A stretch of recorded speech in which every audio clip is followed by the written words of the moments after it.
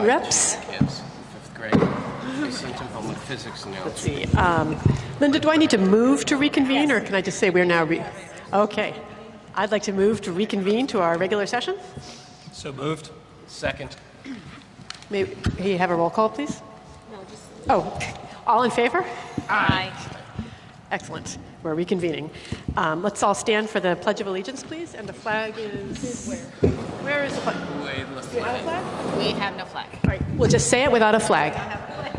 Let's look at the scoreboard. The United States of America, and to the republic for which it stands, one nation, under God, indivisible, with liberty and justice for all. All right, Linda, just correct me, please, if I get anything wrong. I see we have one communication listed on the agenda. Are there any others that came in since that one? I just wanted to remind or notify the board members of the invitations that each of them received at their place to attend the Highland Park Hall of Honors breakfast, which will be held on October 28th at 11 o'clock a.m. in the Highland Park High School Dining Hall. A number of local there will be a number of local inductees to the event, and board members have all been invited to attend, and please RSVP as per the invitation. Thank you. Wonderful. Thank you, Linda. Okay, we'll go on to the minutes. Let's see. I'd like to move that we make an amendment to the September 18th, 2017 minutes. That we make the following correction listed on the agenda here. Under personnel, this is a resolution to approve an administrative assistant in the central office, to approve Linda Moran in the central office effective September 25th rather than October 16th, 2017. Do we need a roll call for that? Or should we just go through it after the minutes? You can do both. Well, this is a motion that needs moved and a seconded.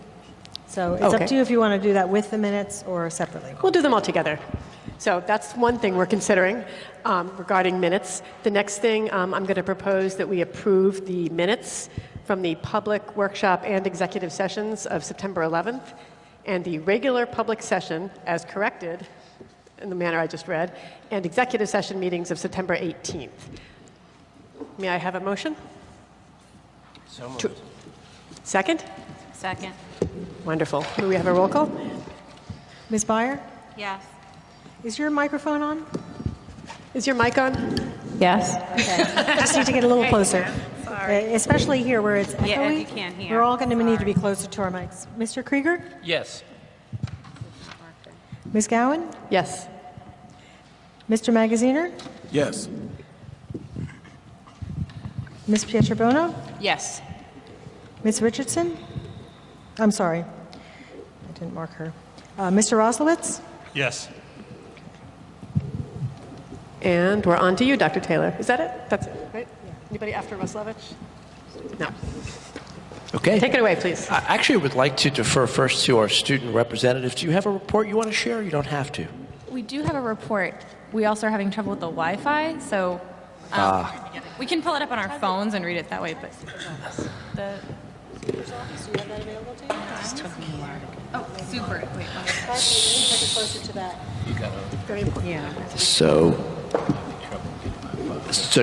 we want to wait to see if you get Wi-Fi before we move forward? Okay. Well, I'll tell you what then. I am going to switch around things a little bit, and I think I'm going to have us spotlight our program of the month, which I'd like to talk to the board a little bit about. It's a special project here at Bartle. So at this time, what I would like to do is invite anybody. It looks like you have a whole host of people who've come to talk about the garden project up to the projector. I'm going to give you the microphone. If you could introduce yourselves, I'm going to help you with the projector now and talk a little bit about the garden project here at Bartle.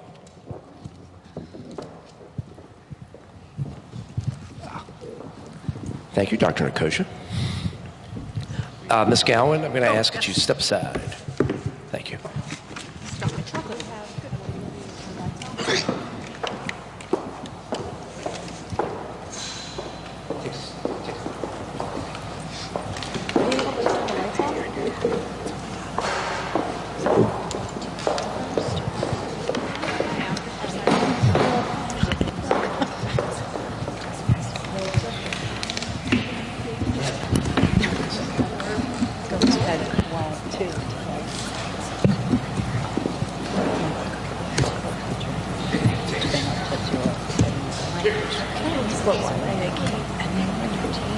I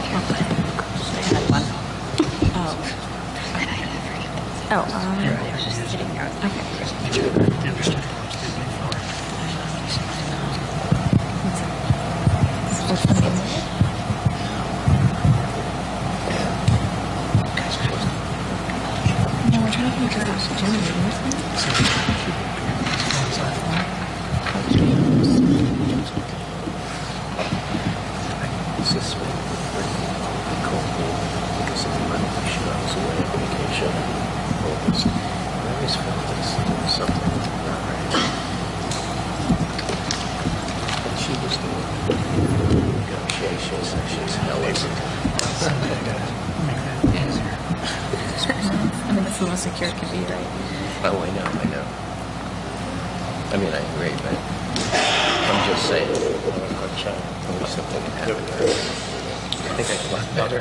Sorry, I skipped. It's like the remote at home.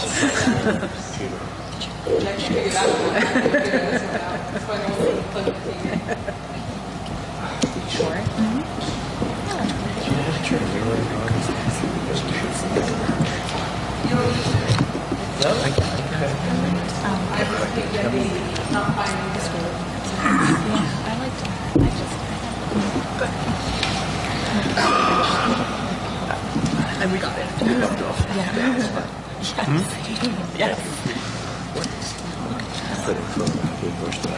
Self-chargers, data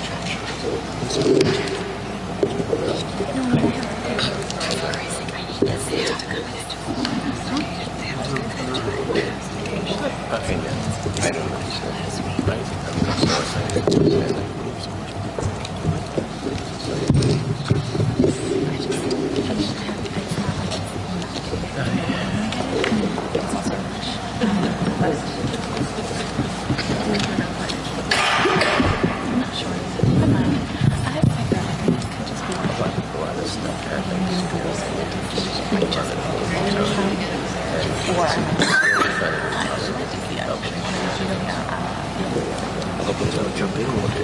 We can if you'd like. Do you want to do Bartle? Or do you want to do the other one? I can do Bartle at Right. the middle school. Do you want to do the high school? Okay. So, What I'm going to do while we're waiting to turn the projector on is have our student representatives present their report, and then we'll go to the Citizen Science Project. It's okay, they have mics. You hold mine. Okay, are we good? Okay, good evening, everyone. So unfortunately, we do not have anything to report from Irving this week. We weren't able to get in contact with the principal there. But we do have stuff from the other 3 schools. So we'll start with Bartle. Many families and students came out to attend the Bartle Ice Cream Social, and more high school students than ever helped out by volunteering. Everyone had a great time, so that was really excellent to see kind of coordination between 2 different schools. Bartle students also attended the Fall Great Expectations Assembly and learned about different resources that Bartle offers. They reviewed behavior and conduct expectations and got a chance to practice modeling good behavior through role play. Shout out to Ms. Crane for a great assembly. The Run for Fun continues to have great turnout with over 75 students attending. New exercises are being added and participants get to take part in discussions about nutrition. Teachers expressed that Mr. Benjamin led a great cultural competency PLC, clearly identifying goals and objectives. They discussed microaggressions, shared personal experiences, and more. Mr. Benjamin, Mrs. Pecora, and Mrs. Kirk held the first school improvement panel meeting of the year, and they talked about how to support new teachers and how to use instructional resources. And finally, the Bartle office is getting a slight makeover to accommodate more parents and students while they're waiting to be served. And from the middle school is participating in School Violence Prevention Week. Each student gets an index card and is going to write about how they will work to keep the school safer. And all the students' index cards will be made into a mosaic that will be hung in the cafeteria. On to the high school. On last Wednesday, the 10th and 11th graders took the PSATs, while the 9th and 12th graders enjoyed an extra hour of rest and then came in to watch Hidden Figures while the others finished testing. Mr. Sclafani is hosting a pink out volleyball game to raise money for breast cancer awareness. The game is at 4 p.m. this Friday, 10-20 at 4 p.m. in the middle school gym. Tickets are $2, and we ask that you come out and show your support. Today was the start of the Green Challenge, which will run until October 27th. The theme is TerraCycling, and the environmental club students will help other students sort their trash in the cafeteria. Last year, a similar Green Challenge helped increase HPHS's TerraCycling substantially, and we hope to see the same thing this year. Next, the girls' soccer team continued their undefeated season, beating Metuchen this past Wednesday with a score of 3-0. Sophomores Katie Volpert and Rebecca Ochan and junior Julia Marks scored the goals to bring victory to the Owls. And they also had their senior night on Friday, I believe, honoring seniors Areli De Jesus Martinez, Yasmin Lacal, Sophie Woodward, Gabriela Sanchez, and Elizabeth Gervin. A week from today will be the start of Spirit Week. The themes have already been announced, and students are looking forward to showing their spirit throughout the week. And finally, we're looking forward to the induction of 7 new alumni into the Hall of Honor. The ceremony is planned for Friday the 27th as we honor Mr. Herbert Tansman, Mr. Joseph Castro, Mr. Ted Kubak, Mrs. Janice Ballou, Mr. William Singer, Mr. David Jacob, and Mr. Satirius Johnson. We're lucky to hear from all but 2 of the honorees or their families, and if you are not already aware, all board members are invited to the Hall of Honor breakfast on October 28th at 11 a.m. All set? Any questions for the students? Nope. Okay. Well, without further ado, now I would like to introduce Vicki Kulikowski, Dr. Christina Nicosia, who had been involved, along with Mr. Benjamin, in something called the Bartle Citizen Science Project. Take it away.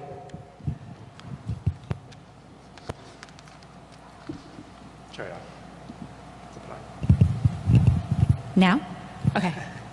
Hi, I am Vicki Kulikowski, and thank you to Dr. Taylor and to Principal Benjamin for this opportunity. I am finishing up my thesis in interaction design and information architecture at the University of Baltimore. And so what I'm working in is creating interactive experiences, websites, user experience.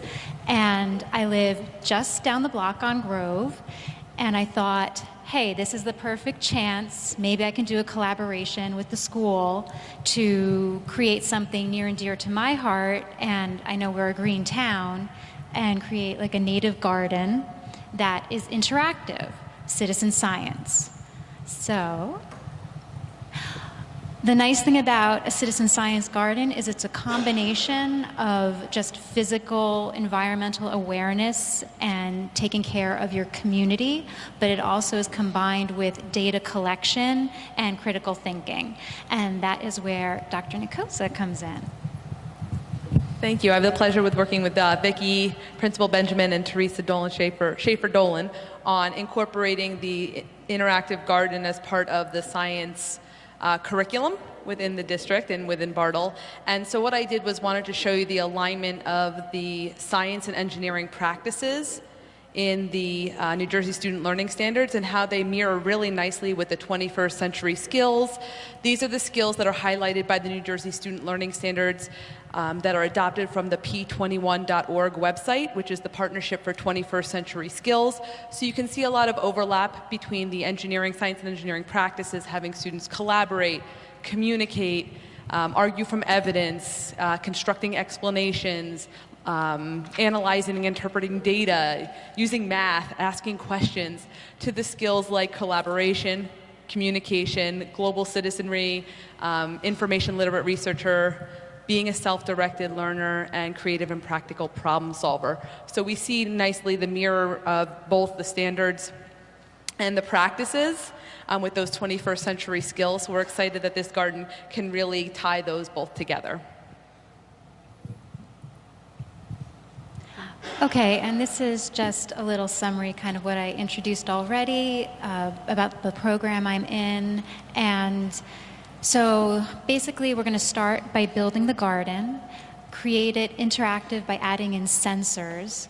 And in the design process, I'm collaborating with Teresa Schaefer-Dolan and her G&T class, where they're going to actually design the app. So we're going to be using a process called participatory design, which incorporates cooperative inquiry, and that is including children in the design process. So not only does it speak to what they want to know, it also will require them to ask their friends and their family how this app is working, and then just keep iterating on that process. So they have ownership of the design and the product. And it all ties in nicely with this Benjamin Franklin quote, which is, "Tell me and I forget, teach me and I may remember, involve me and I learn." So this is the community so far. Like we had already said, our thanks to everyone here, and also the Green Team is overseeing this project. We're also bringing in some more community members and the Native Plant Society. This is a quick timeline. We're establishing the garden now. We're gathering materials. Then come January, we're going to design, test, and revise the app. And then come to the end of the school year, finally we will launch. We are reaching out for some grants and donations. Oops, sorry. So we have applied for the HPEF grant for funding of the sensors. We also need a rain barrel over on the side, the little wooded area. That's where we plan to have the garden. Our Donors Choose site is going really well. The idea is to make the garden more accessible for teachers by giving them grade level kits where that has the tools like magnifying glasses, binoculars, ID guides, so that you can just kind of one stop, take it, interact with the garden, and then come back in. We also got a great donation of native plants from Bowman's Hill Wildflower Preserve. It's of plants, over $500 worth of plants, and we are going to plant them coming this weekend. We're partnering with Echo Schools, which, if you know, we already have at this school the Sustainable New Jersey badge. Now, Echo Schools is a little bit more kid-friendly and complements that program. So the kids will earn badges for the school as we go through, like their biodiversity badge. We can move on to a recycling badge. It just keeps stemming off of that. Already this past spring, for Environmental Education Week, Ms. Dolan got in the Echo Schools program leader and introduced the children to the program, and they got all excited about the cute little butterfly badges and stuff. Then we did a biodiversity audit, and the children went outside and looked around at all the grounds and used critical thinking to figure out, are the grounds actually diverse? And like I had mentioned before, we are going to be doing the planting day, which everyone is welcome to come to this Sunday at noon. So in summary, fall 2017, garden prep, materials and donations, then we're going to do the design process, and then the spring plantings and launch the site. We already have our splash page up, which, thank you to Dr. Nicosa, is hosted right off of the STEM page and our Donors Choose site. And that's it. Thank you. If you have any questions.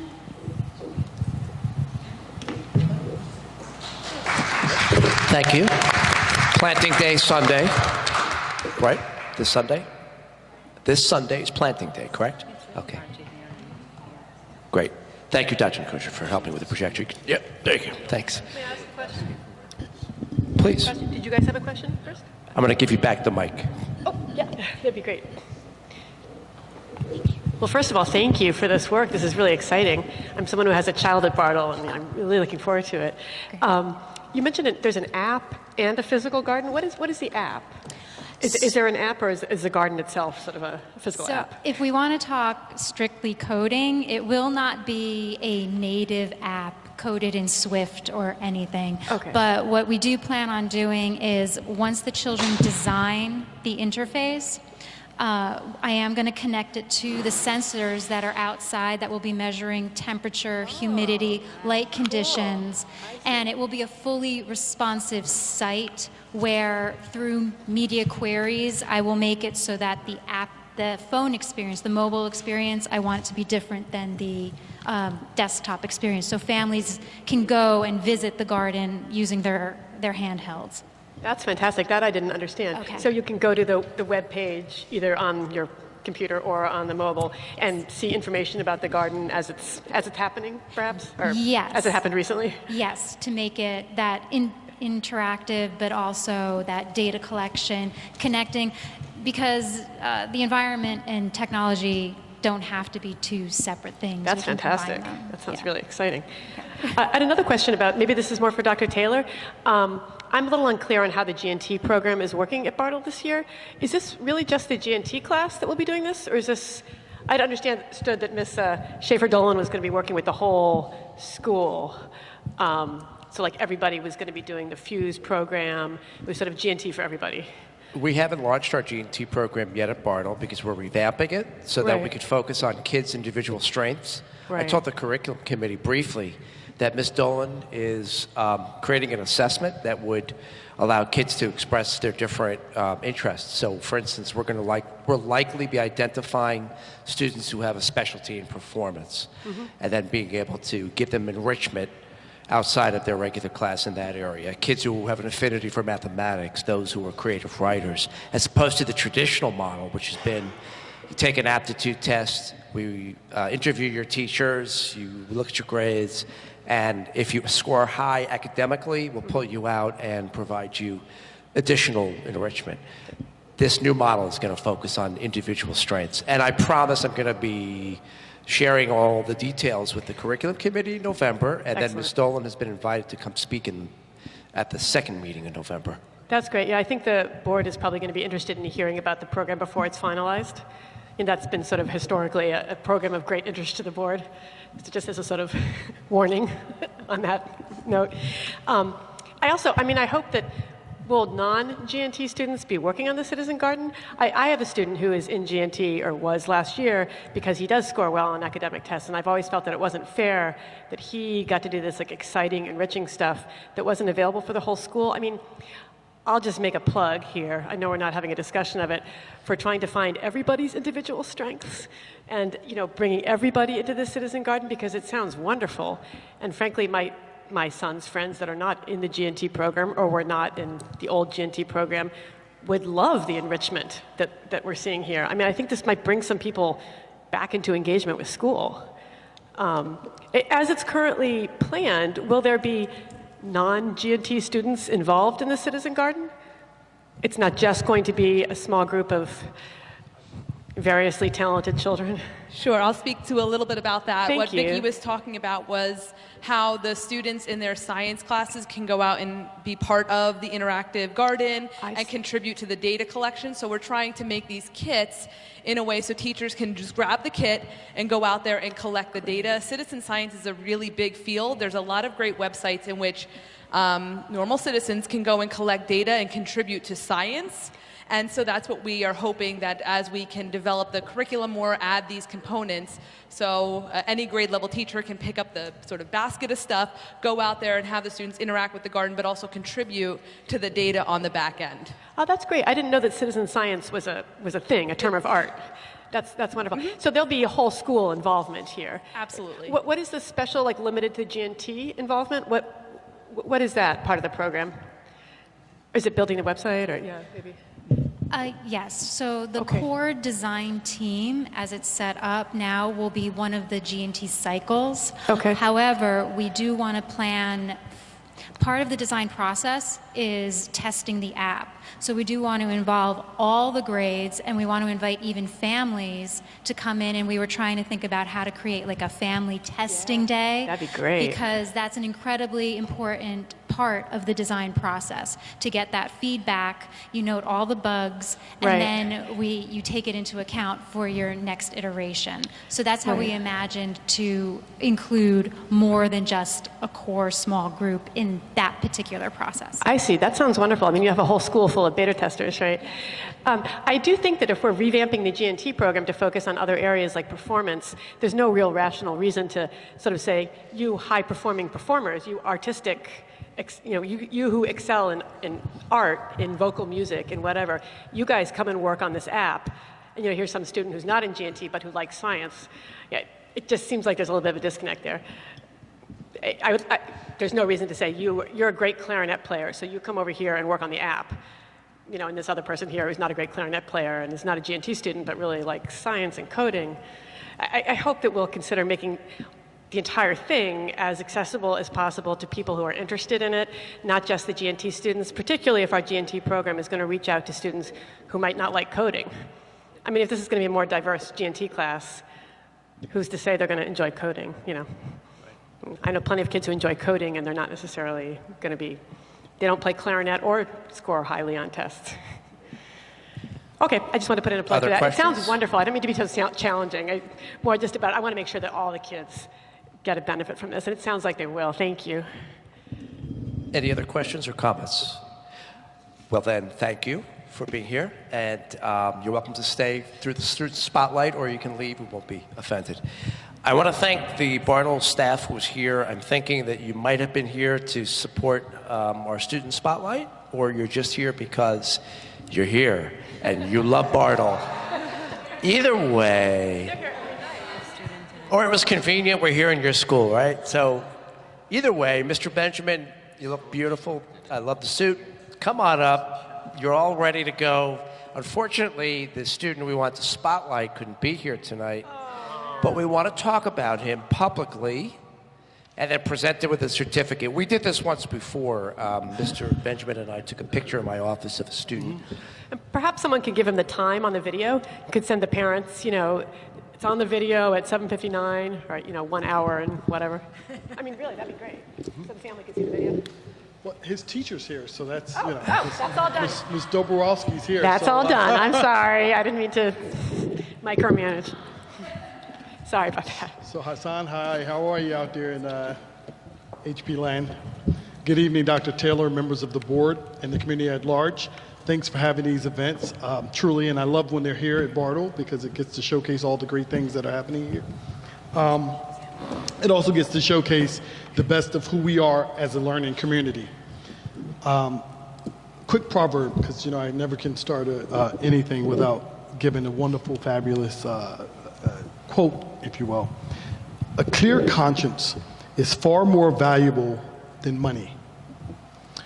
Unlike in business, here in education, and even at home, we as educators and parents often don't get the chance to see the fruits of our labor or the product at the end of the day, month, or even the year.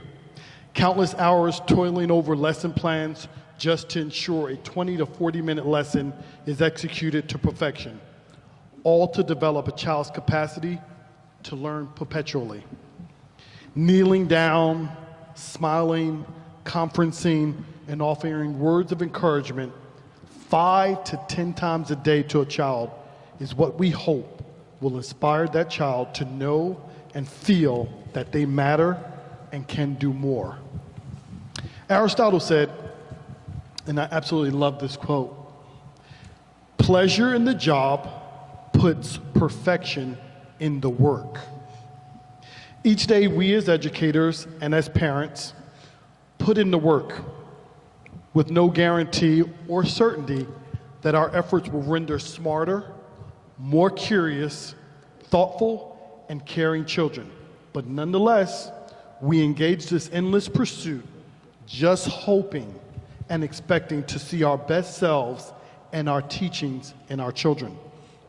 Tonight, I'm pleased to honor an individual, and although he's not here, an individual student who has enabled both his teachers, administrators, and parents the opportunity to smile with joy and glee as we are able to see the fruits of our labor and teachings in this student. Our student tonight is being recognized for his honesty, integrity, and righteousness. Several weeks ago, he stumbled upon a wallet while walking to school. In this wallet, he discovered over $140. Now imagine that. You're a fifth grader, you're 10 and 11 years old, and you stumble upon $140, go figure. When others might have said, hey, no one saw me pick up the wallet, ... This individual didn't think twice and immediately brought the wallet to the main office and gave it to Ms. Grassi so as to find the rightful owner. This student embodies a critical aspect of Bartle's vision of doing right by others. He is among an incredible student body who is committed to do right by others each and every day at Bartle. Please join me in celebrating and spotlighting Carol Doborowski's 5th grade student, Hassan Franklin. Hassan, thank you for being an upstanding citizen and making your mother, your teacher, your relatives, your principal, your superintendent, your Board of Education, and community proud of your actions in doing the right thing. Hassan Franklin.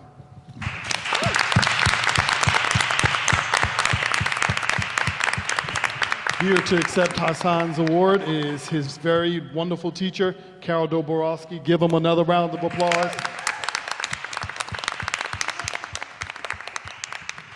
Thank you, everyone. Thanks for coming out, Mr. Benjamin, Ms. D, and everybody. I appreciate it. We'll make sure we get a picture tomorrow, certificate and all. So that concludes my report. Those of you who were here for my report, you're welcome to head out. If you're here to stay for the rest of the agenda, stick around. I did invite the supervisors to be here through the curriculum portion of the agenda, and then I'm going to ask them to head out as well because they have a long day ahead of them tomorrow. Have a good night. And Vicki, thank you for being here. Thanks for being here, everyone. All right, where are we? All right, we're going to go on to the board committees, reports, and recommendations. First up is curriculum. Michelle is not here, but I understand that she has passed the baton to you, Rob Vasilevich. She did. Excellent. Let's hear. Building on what we discussed last week, again, Is your mic on, Rob? I'm sorry to interrupt you. Is your mic on? it is on. I was too far away. My ear is just... Yep. Got it. It's a good reminder when we're here. Thank you, sir. So building on what we discussed last week, on field trip requests, there was one additional field trip that is added to the list at no cost. We would be going back to one incident report from June. In terms of curriculum, we have a lot of curriculum that we hopefully a lot of us were able to look at. There's a lot to look at there in terms of curriculum. Number 5 is a new item, which was university and graduate students who would be interns or doing, what's it called? They'd be observing, most of them. Correct. And number 6 and 7, and I think all the way through 10 were training and related to pulling some staff out for additional training, either related to Title I tutoring or handle with care training. Now, I know I provided the board a lot of information to read regarding curriculum revision. I didn't expect everybody to read every single word. I did want the board to get a sense of the direction in which we now go with our curriculum documents, thanks to the work of Ms. Sackley, Dr. Nicosia. They're here in case you have any questions whatsoever about curriculum that's on this agenda for resolution to be approved. If you don't, it's quite all right. I'm sure they had things they did up until the board meeting, but I just wanted to make sure they were available. Mr. Krieger? Yeah, I had a, especially since I wasn't at the last meeting, I wanted to get a sense of how much was revision and how much was complete rewriting of these curriculum. I mean, there's boards of education that might be completely missing a curriculum in something. You know, it got lost or whatever. That's not the case here. We have curriculums for these areas. Were they completely revised from scratch, or rewritten from scratch, or were they revised? And what sense could you give us on what was done in that way? Sure. For the STEM curriculum that was written, we had a new one, Makerspace. So that's a brand new curriculum to replace the technology at the middle school 6 through 8. So that was a brand new curriculum. All the other science that was revised was the revisions from when I picked up with my work last summer.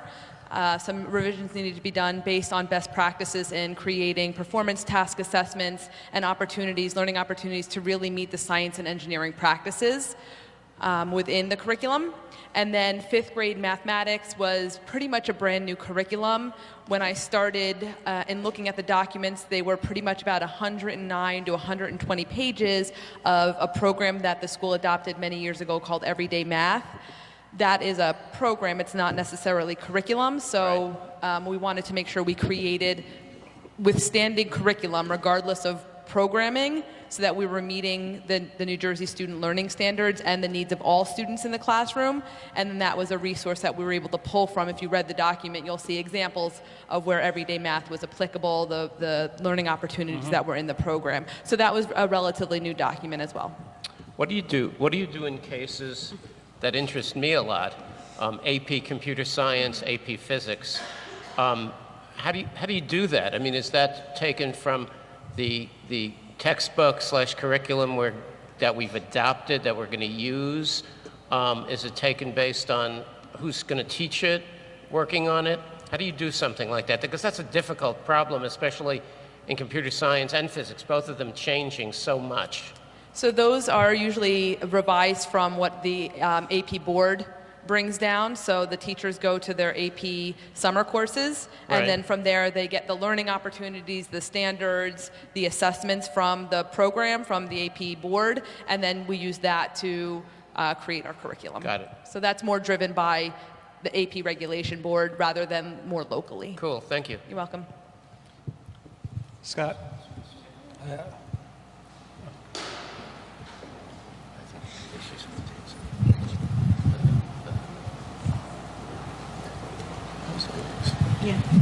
Just conferring really quickly. Excuse me. So we have curriculum writers here. So thank you again, Ms. Botvinnik, for writing curriculum and working on things throughout. Your question for ELA looks a little different. So we have a writer's workshop that's been in use and is part of the writing curriculum, but this is the first year that K through 3rd grade has access to reader's workshop resources, which of course is Dr. Taylor's vision and the entire vision of the district to really do the workshop model in K-5 classrooms. So we had a total revise, total rewrite, and definitely from scratch for 4th and 5th grade, because they designed lessons to have close reading involved, using notice and note strategies and best practices from Beers and Robert, I'm forgetting Robert's last name, but Kylene Beers and Robert. And I'll give you the resource later, but notice and note strategies, nonfiction and fiction are huge. 6th through 12th grade had resources, but some were not adequately culturally responsive or helpful. So teachers had kind of sort of been piloting things before the curriculum rewrite. And I can say that 6th through 12th grade has culturally responsive text. They've all added beautiful text to their curriculum. And they have, we have a book that's just now happening in 7th grade, for example, Ghost. And it's about a student who is, he joins the track team and he has very challenging situations at home. And there's a link to nonfiction, even though that's a fiction piece, there's the link to nonfiction Usain Bolt. And the teacher was working with explaining, what it is to run the 100-meter and everything. And so there's all kinds of great science connections happening and adrenaline and great articles. So we have text sets that create a balance of nonfiction and fiction that wasn't there before. And we also have these really awesome genre studies so that there won't be an over-reliance or possibly a overemphasis of fiction. And this should really help our scores as well on the PARCC assessment, on anything. And in real life, there's this balance of fiction and nonfiction that our students are college-bound, career-bound, need to be ready for. So I'm really proud of all that was redone in 6th through 12th to bring that balance of genre studies as well as the text sets. And then with the text set, you may have already seen the document I sent to Dr. Taylor to all of you. within a text set, there's diverse materials. So there's images, there's videos, there's songs, there's song lyrics. So we're also meeting the needs of diverse learners. So there's multiple forms of the information being portrayed so kids can access it from many different points.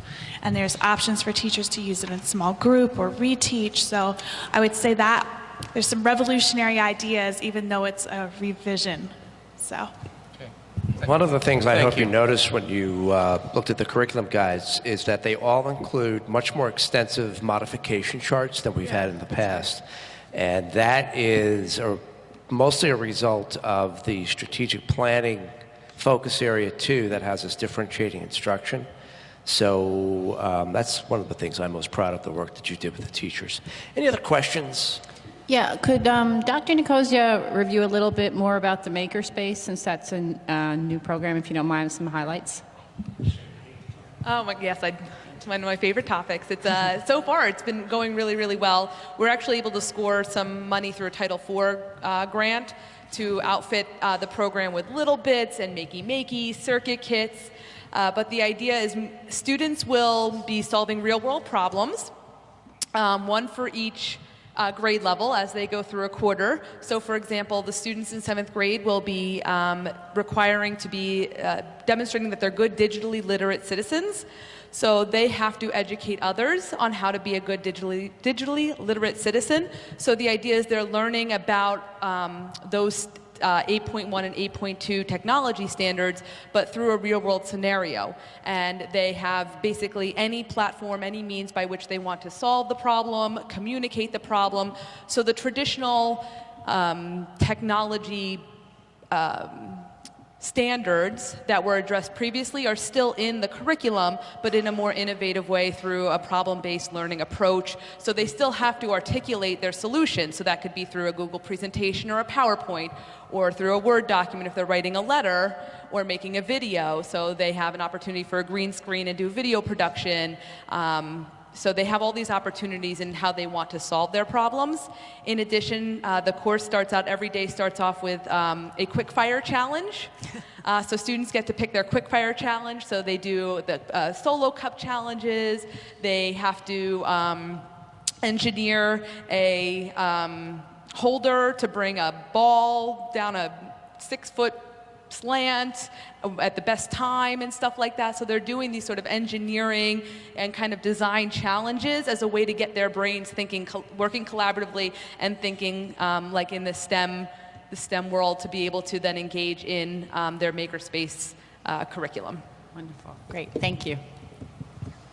Could I ask, and I don't know, this isn't necessarily on one side or the other, but if we were to go into a classroom or a grade and just have a sense of from one section to the next, how much difference would we see from classroom A, B, or C in terms of the strengths that each individual teacher may be able to provide, as opposed to kind of the same exact curriculum, one room to the next? Do you know what I mean?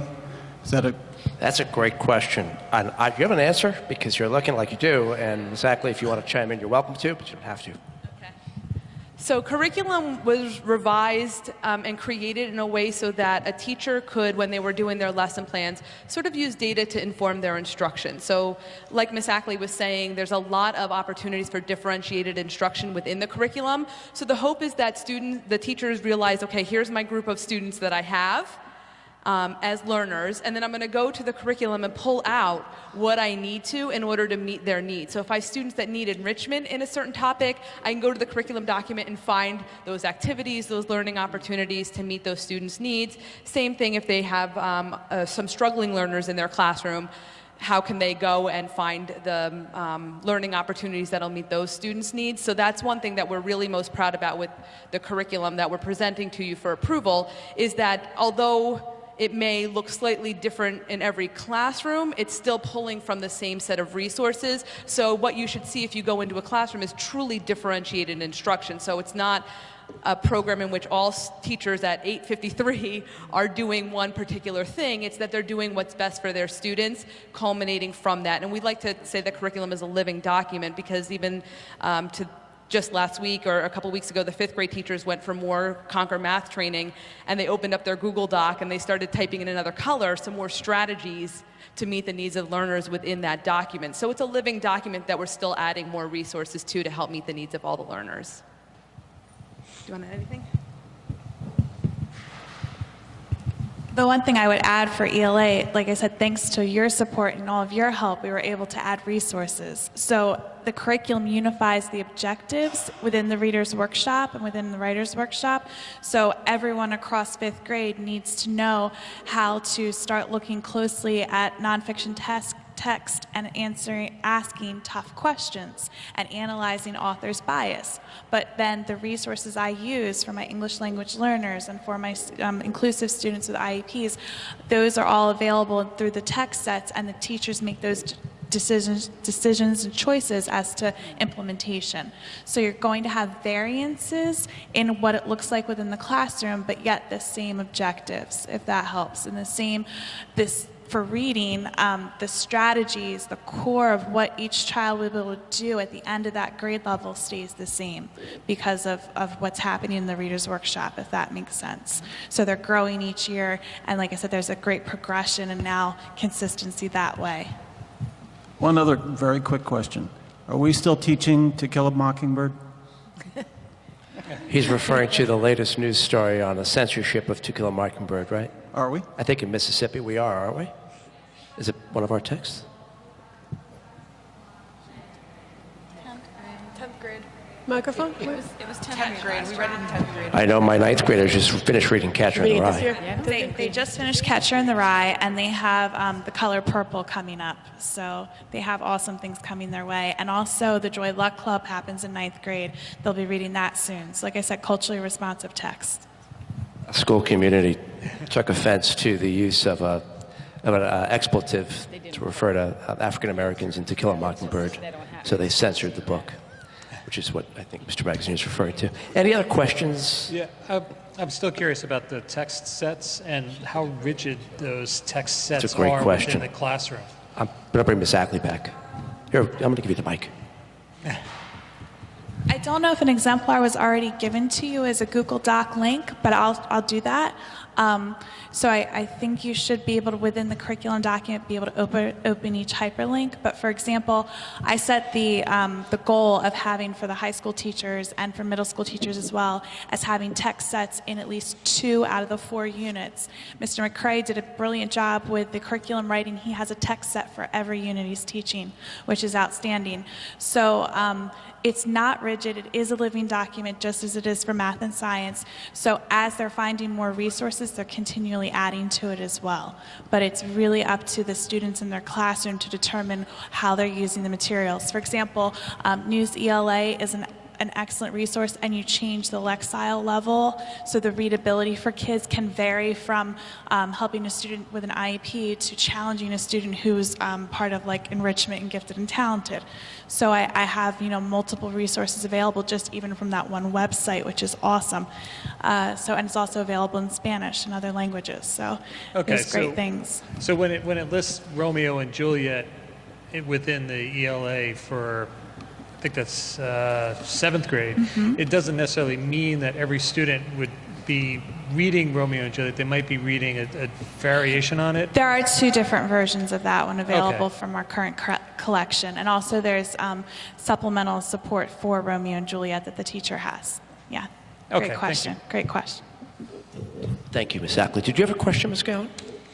I have just a sort of a silly technical question. Is this really the AP Physics curriculum that we have? It says, when you open it up, it says Applied Physics grades 9 through 12.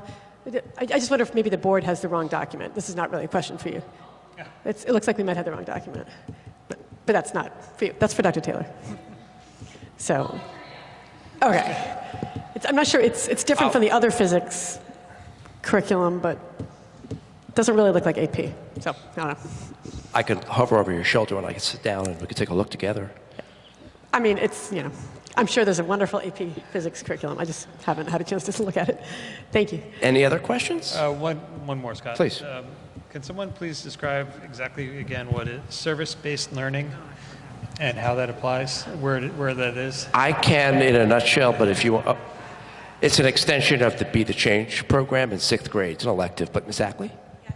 So Nikki Faringo is currently teaching that class, and they're doing awesome research about what the community needs are and how students could actively be part of helping a community concern. It's also linked to Rutgers. So the students, the goal is that after the students do the research in the classroom through until about April, that they'll go to Rutgers and present their projects and presentation and the work that they've done. So it's a beginning action research. It's really awesome, but it continues the efforts of Be the Change. If that makes sense, yes. Thank you. It's part of our effort to expand elective options at the middle school, which we never had before last year. No, but It looks really exciting. Oh, sorry, go ahead. If Be the Change had been on the first page, I probably would have been right there and understood exactly what it was about. But reading it in service-based learning, it all seemed to make sense. But just putting it in the framework of Be the Change, it makes a lot more sense to me now.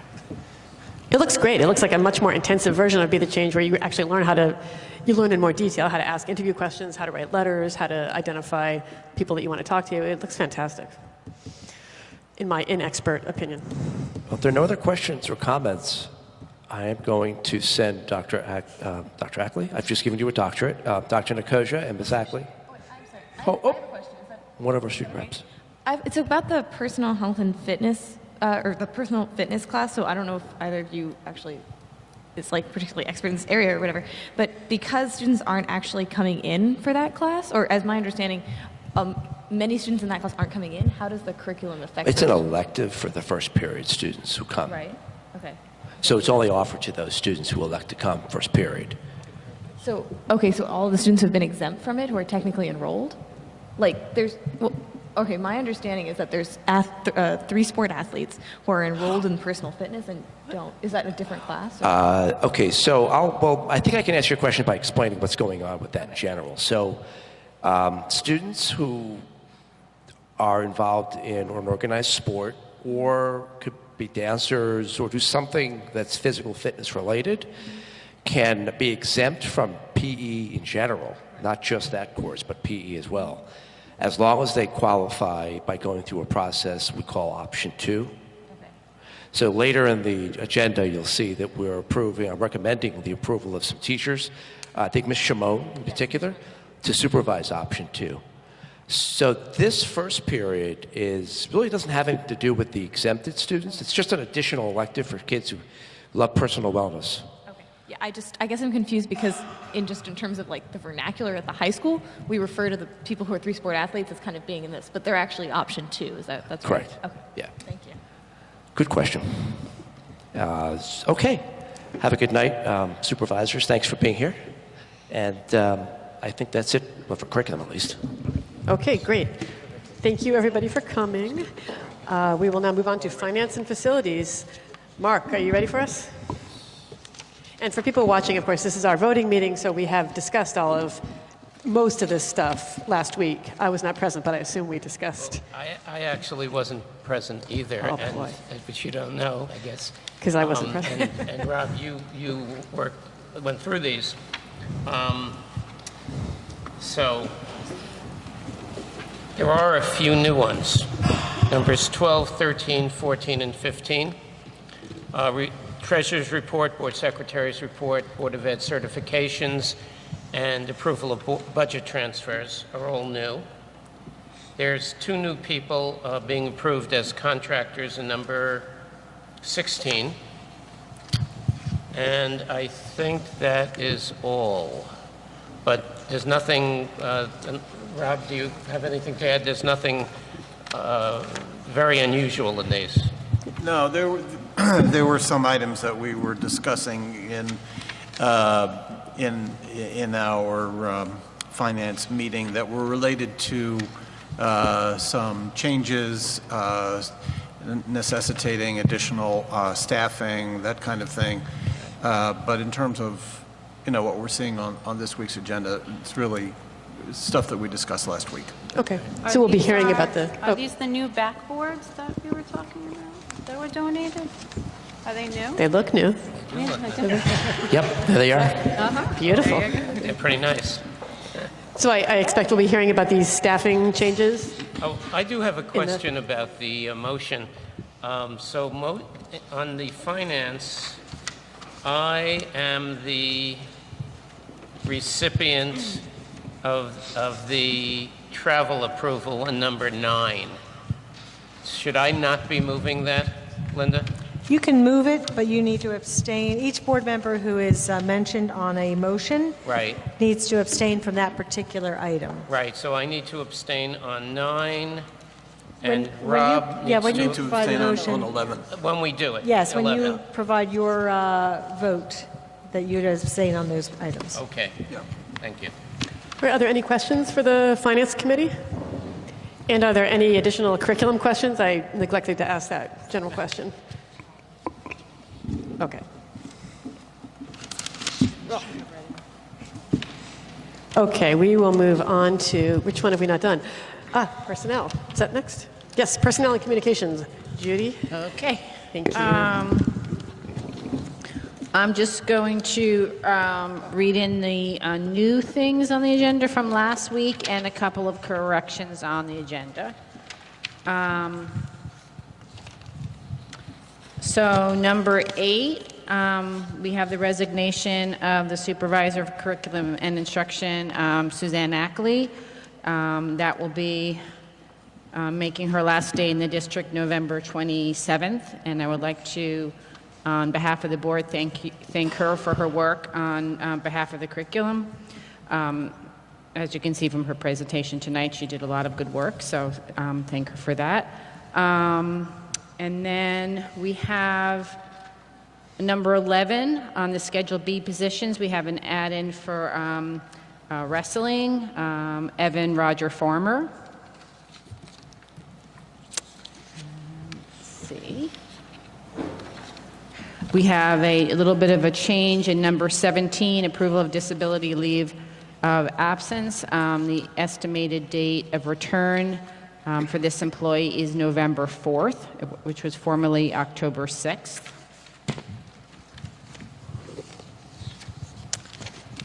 And, okay. Number 23, we have some additional academic coaches. That would be Mr. Broadfoot and Mr. McCrae in the high school. And I think also an add-in is under number 24, the approval of the high school Title I academic coach, Nicole Krupski.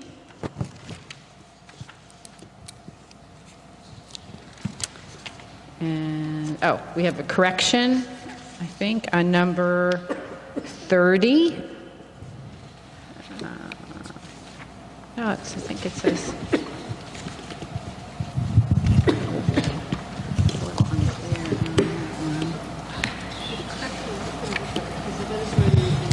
is on there. Oh, okay. New number. Yes, okay, so the payment is incorrect. So it should be, for Venice Road, the hourly rate should be $22.21, not $17.29. Thank you, Ann. On 32, we have the approval of middle school Title I after-school teachers listed. Cheryl Gloff, Christine Sikora, Rebecca Unans has a new name, which is Allie. So Rebecca Alley, Sarah Kozlowski, Mark LoBianco, Joyce Puccio, and Margaret Klaslow. Number 33 are also the approval of more middle school Title I homework teachers. Number 34 is the approval of high school Title I tutoring teachers. Number 35 is the approval of Mr. Esteban as a Title I translator as needed. 36 is the approval of medical leave coverage at Irving School. Let's see. Oh, for my town, that's listed. And then we have some volunteers for the drama department at the high school listed, 4 volunteers. Thank you to them. And then number 38, we have a request to approve an administrative leave for a teacher, employee rather. And that's it. Okay, wonderful. We'll move on to policies and regulations. I'll start with number 2, actually. We went over this last week, or you probably went over this last week. Number 2, we've been over a couple times. It's the special education receiving schools policy, which is mandated, and it's the essence of it is mandated. And I think all of us are comfortable with what it says. It mostly tracks the statute. Policies for first reading. These are the ones that we went over at least one workshop meeting. I think I'm going to ask that we table number 1. Subparagraph I, 8550, outstanding food service charges. Well, I was going to ask you if you'd rather just, since we have to have a second reading, keep it and then review the change into the next board meeting? Perfect. Okay. Well, actually, you know what? I have how it is on my drive. And on the publicly available copy, is it the version that the committee approved, or is it the version with Linda's correction? The version that you would approve for first read does not include the change. Okay, so we'll consider that as time goes on. For the second read. Yes, right, okay. All right, so there'll be no tabling. Okay. I'm going to recommend that we approve all of those for first reading. With 8550, Linda apprised Scott of a state statute that says once you give that, someone is in arrears on their school lunch, the parents are given 1 notice, and then they're given 10 days. I don't remember the specifics. And then after the 10 days, they get a second notice, and then I don't remember again the number of days, but it's something like 14 days, 8 days. After that, the student is not given lunch if the parent is not paid. So the state statute, which I also looked up, it does say, after that time period, no lunch shall be provided. So I wanted to, whereas we had changed the policy to not bar the student from receiving lunch. We were hopeful that the board and the administration and the parents could work that out without an impact on the child. So we're going to need to revisit that and see if we can. I know. And see if we can do anything to protect the student without running afoul of state law. Right. For now, I'm recommending it in the form the committee approved, which does not have the no lunch provision. Okay. But the suggestions that came to us had checkbox choices. Yes. And one of those checkbox choices, I thought, was to allow us to continue to give lunch to the child. Was that in contravention with state law? There was a part of it that we checked off the more liberal, student protective version. Right. But even that version said that after the 8 plus 14 days or 10 plus 13 days or whatever it is, no lunch. And that tracks the language of the statute. Now, it's possible that statute does not bar us from providing more protection, but I'm a little confused about how to resolve that. So I'm asking us just to pass it as it appears in the public documents for first reading, and then we'll try to work that out. And we could ask our attorney. Yes, we could ask our attorney. Yes, that is a good idea. That would be the way to go. We should. In fact, that would be the way to resolve this. If we're allowed to be more liberal in the states than the statute. And hand out sandwiches. Hand out sandwiches, right. Yeah, I mean, I think it's we have our reasonable. normal legal remedies against the parents if we decide to pursue them. Don't involve withholding lunch from a student. I think it's reasonable to go with Scott's recommendation to at least approve it on first reading. Yes. Yes. And while we consider the significance of those few items, because overall I thought it was in line with what we were steering towards. But I think we just need to clear up just a few issues. And I appreciate, Linda, you apprising us of that. That we can't just make whatever changes we want necessarily in the statute. What I pointed out to Dr. Taylor was that as it stands right now, it's a bit of a contradiction because it says in the policy that you would adhere to the law, referencing the statute, but the statute is contradictory of the policy writing as it stands right now. So that was the problem. We don't always know what language tracks the statute and what language was put in there by Strauss-Esme. And so Linda advised us of that. So we're going to take a look at that. I imagine we may wind up, just putting that language back in. But we'll, maybe we can ask Jonathan, ask our attorney, see what we can do. Something. So, I really don't, my personal view, anybody who cares to hear it, is that, if we want to pursue the parent, for a legal action or whatever, go ahead. The lunch is not very expensive, and it's a kid, and, there's clearly something going wrong in that home if they really cannot get their act together to pay their lunch money. Okay.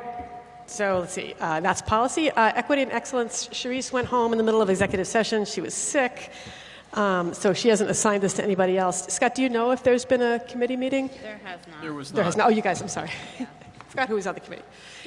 All right, so I guess public comment. Let's see. I have to find the little script so I don't say anything wrong. Yeah, no, I'm just looking for it. Sorry. Page 3. Wait, page 3? I definitely know that the board has reserved this time for your comments. Oh, here it is. Oh, number 12, I see. Sorry. How about that? The Highland Park Board of Education welcomes public participation and has reserved this time for your comments. Board policies 164 and 167 establish and regulate the right of the public to participate in public meetings. So if anybody would like to come up to the podium, write their name and address or name and affiliation, that would be great. Come on, guys. Nothing? Nothing? Okay, nothing at this time. There will be another public comment session later in the meeting, should anyone want to revisit that. All right, so I think it's time to vote. And we will start with curriculum. Rob Orslevich, would you like to move the curriculum items plus whatever edits, if any? I would like to move items 1 through 10 with one change on item number 8. It reads Rebecca Unangst, and that should be Rebecca Ailey under item 8, but I'd be moving items 1 through 10. What was the change under 8? I'm sorry, I just didn't hear you. The echoey. She has had a name changed. The last name. Got it. I want to make a comment about the curriculum. I mean, the AP Physics curriculum, I don't understand, but do I vote yes on it because I trust our teachers? When we vote on this, what does that mean? That we have read every line of it and we agree with it? Anybody have any insights on that? I didn't. I hope not. When I was looking at these, I didn't realize that we had an AP Computer Science or an AP Physics. It's brand new, the AP Computer Is that what? Science. Okay, so yes. I didn't realize we had them, and then during the meeting I noticed them, and then and when you were commenting on it, I was actually reading it, the AP Physics. Yeah. Well, the committee has gone through all of it. Oh, the committee has gone through. Okay. These Michelle and Rob. Okay. They seem to be pretty reasonable courses, Yes, I would as say. do our teachers. Yes. Just for, just anecdotally for those. The existence of the courses, definitely. No, I mean the curriculum. The curriculum, too. The curriculum that the course will follow seems to be very consistent with a college-level class. I didn't understand the AP Physics curriculum. It seemed like it might have been another document, but you know what? You know what? I am just going to trust our committee. And the committee. And our teachers and our administrators. I know, the committee. Okay. So we have a motion from Rob. Do we have a second? Second. Wonderful. Linda, may we have a roll call, please? Could we have a roll call, please? Ms. Beyer? So I am abstaining from 2, and I'm voting yes for the rest of them. Ms. Gowan? I'm abstaining from 2 because I missed the last meeting at which more information was provided. And yes on the others. Mr. Krieger? Yes. Mr. Magaziner? Yes.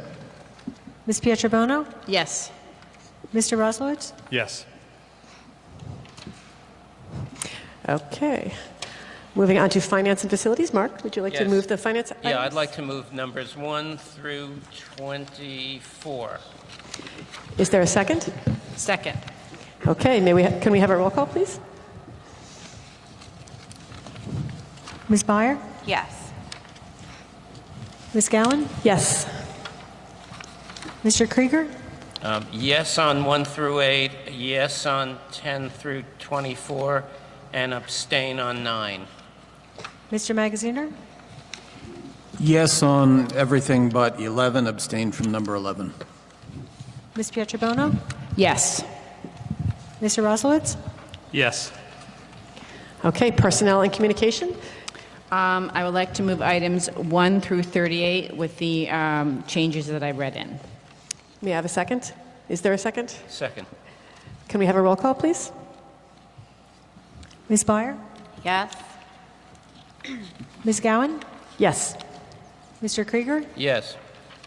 Mr. Magaziner? Yes for everything but number 14, and I'll abstain from 14. Ms. Pietrobono? Yes. Mr. Roslowitz? Yes. Okay, policy and regulations. I'd like to move that we pass the listed policies in number 1 for first reading and the policy listed in number 2 for second reading. May I have a second? Second. Can we have a roll call, please? Ms. Byer? Yes. Ms. Gowan? Yes. Mr. Krieger? Yes. Mr. Magaziner? Yes. Ms. Pietrobono? Yes. Mr. Roslowitz? No on 1H, yes on the remainder. Okay, we have no equity items. Now usually we move on to our board liaison reports. Did you guys cover this last week? Did you go through the It liaisons? was not on the We did agenda not. last It was not on the agenda last week. Okay, I should know that, obviously. All right, Municipal Drug and Alcohol Alliance. Does Mr. Joshua Chen give you a report of what happened if there's a meeting? For the Municipal Alliance? Yeah, the drug and No, alcohol. that doesn't happen until November 14th. Got it. The last meeting was September. Okay. Public information is Michelle, who was not able to be here. Same with Highland Park Television. Mr. Magaziner, Highland Park Educational Foundation. Any report?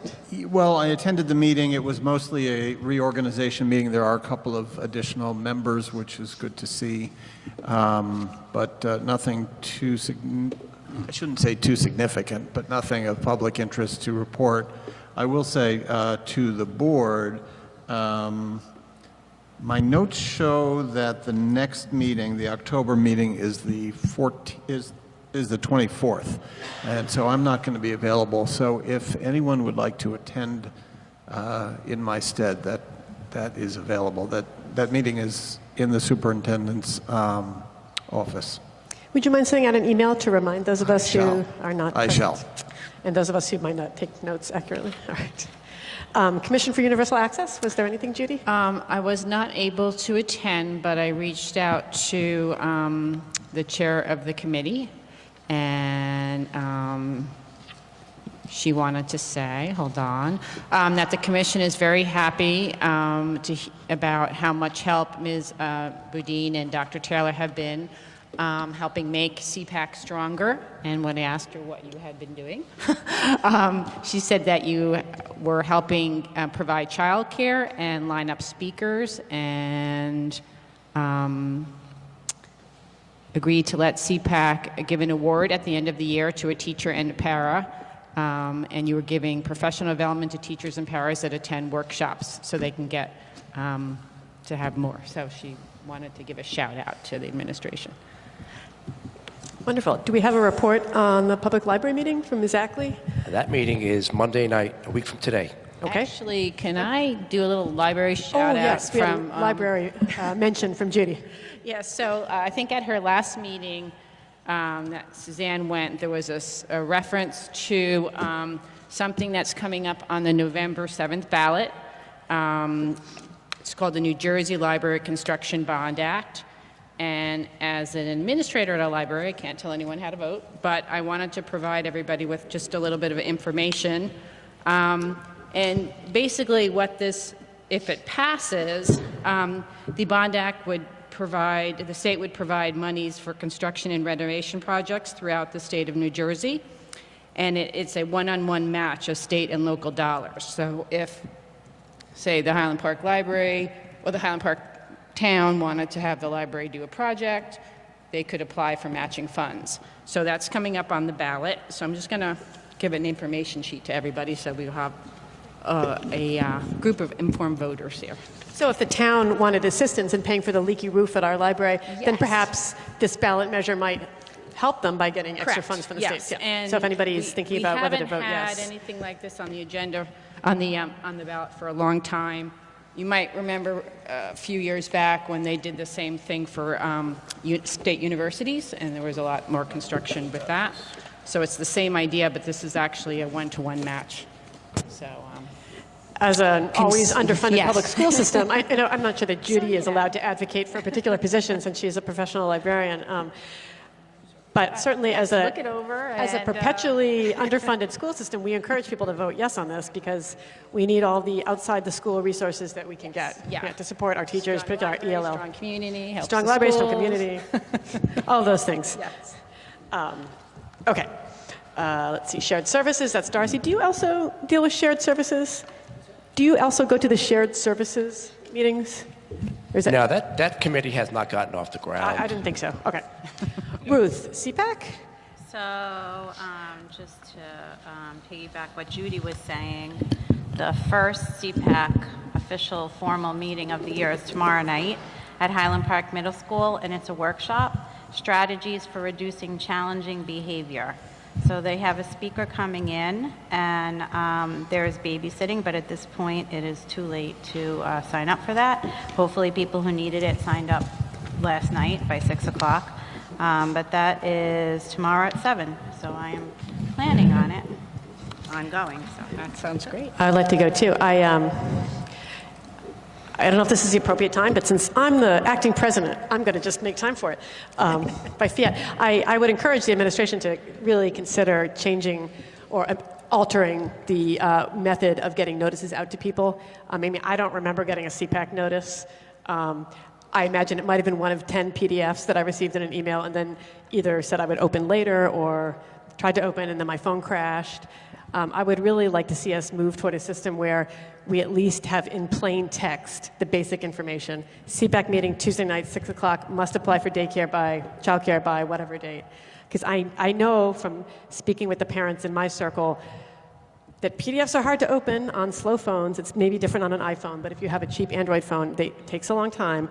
If you don't have a PC at home, you're relying on that, blah, blah, blah. I agree, even though I have a souped-up iPhone. I know. I still can recognize the problem. Right. So I'm going to have the administrators, when I meet with them tomorrow, look to do that. The only exception would be if there's a PDF that is graphic intensive that we can't copy into a text. But if it's just simply text, we can definitely. Right, and I'm not saying we shouldn't do the graphic ones, but if there's a basic message in the graphic ones like CPAC meeting 7 o'clock Friday, then that could be, see PDF for many additional details even.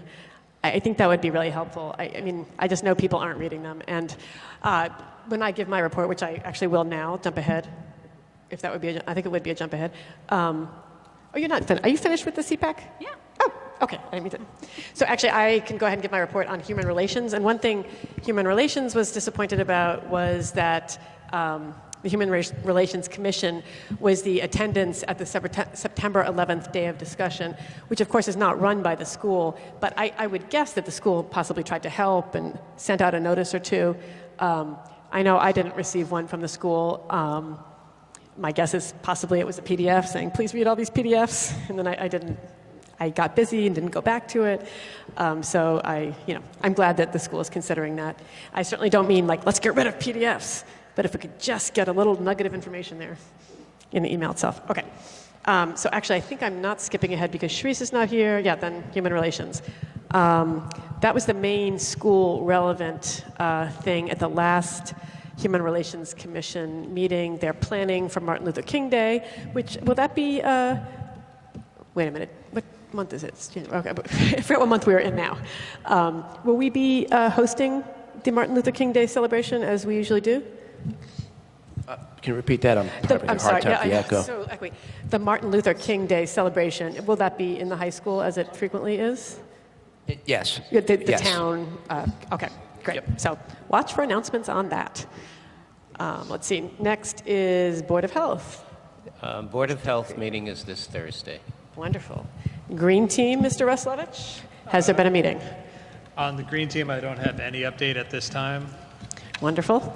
Darcy not here. How about your position as delegate to the Middlesex County School Boards, Mr. Ruslowich? The next session is November 1st. It's at Pierre's in South Brunswick. It's related to school finance. I went to last year's session, so if someone else is interested in going to it, but otherwise I might just go to it, see if I don't glean a little bit more information from it this time that I might have missed after going through the whole negotiation session and having 3 years in as a school board member. I can't believe they're having it at Pierre's. It's supposed to be a delegate a school board meeting, or is it just sort of a professional development for school board members? It's a professional development for school board members. So I there's a little bit of time to talk to other school board members from different districts and kind of get a sense of where they come from and what their biggest hurdles are, and have informal sort of discussion with them. And then the floor is turned over to someone who's an expert in the field, and they'll discuss the particular topic for that evening. And this next one is school finance. Wonderful. Okay. I actually don't know anything about Middlesex County School Boards. Could I ask, as a matter of sort of academic interest, at the risk of boring people, the Middlesex County School Board is elected members or appointed members? We don't elect them, do we? I forget how it's structured. I've never seen them on the ballot, I don't think. So are there meetings at which you have a vote, as there are with the NJSBA Delegate Assembly? I know, which is a private organization, I realize. Right. This is usually when I turn it over to Darcy. Yeah, well, Darcy. We'll check back in. Yeah. With Darcy. We will stop interrogating Rob on the other side of the I table. have no idea, Rob, so obviously I don't expect anyone else to know either. All right, the President's report. The President is not here. Old business board goals. So it's only 8:53. I wonder if we should, how would you guys feel if I move that we move the board goals to the very end of the meeting? How would people feel about that? And we get to it if we have enough time after other items? Would that be okay if we, rather than start on a potentially lengthy discussion right this second? Sure. Okay. Sounds good. Can we move the board goals to the very end of I guess we want to have public comment on the goals, huh? All right, well, let me go ahead to old business, letter B, approval of submission of the CUSAC report. Did you guys go over the CUSAC report at the last meeting? I did. Okay, so everybody's... This was in the board drive, so you had a chance to see it. Okay, so in other words, we don't need to have a presentation on it because we had one already when I was not here. I do have another old business item, which I didn't list. Absolutely, go ahead. Because it's just data that happened to come to me recently. The latest re-registration information. I'm very pleased to report that we've gotten our numbers down to a very manageable amount. As of Friday, we only have 11 families yet to re-register at Bartle, 32 at the middle school, that's down from 44, 12 at the high school, and 4 students who live live here in the community, but we send to out-of-district schools. So if you total that up, we're talking 16, about 59 families left. We'll be sending certified letters home to those families to follow up and make sure that we get the re-registration documentation. This does, though, transition to a new business item I wanted to bring up and I didn't put on the agenda. Can I do that now, or are we done with all business? Should we go ahead and move? We need to have a motion on the CUSAC report. Is that correct? Correct. Why don't I go ahead and move that? Okay. I'd like to move that we accept the recommendation of the superintendent to affirm the accuracy of the CUSAC report and affirm that we're going to I guess we're going to vote to approve the CUSAC report and to direct Scott to submit it to the appropriate organization. So I move that happens. May I have a second? Second. May we have a roll call, please? Ms. Byer? Yes. Ms. Gowan? Yes.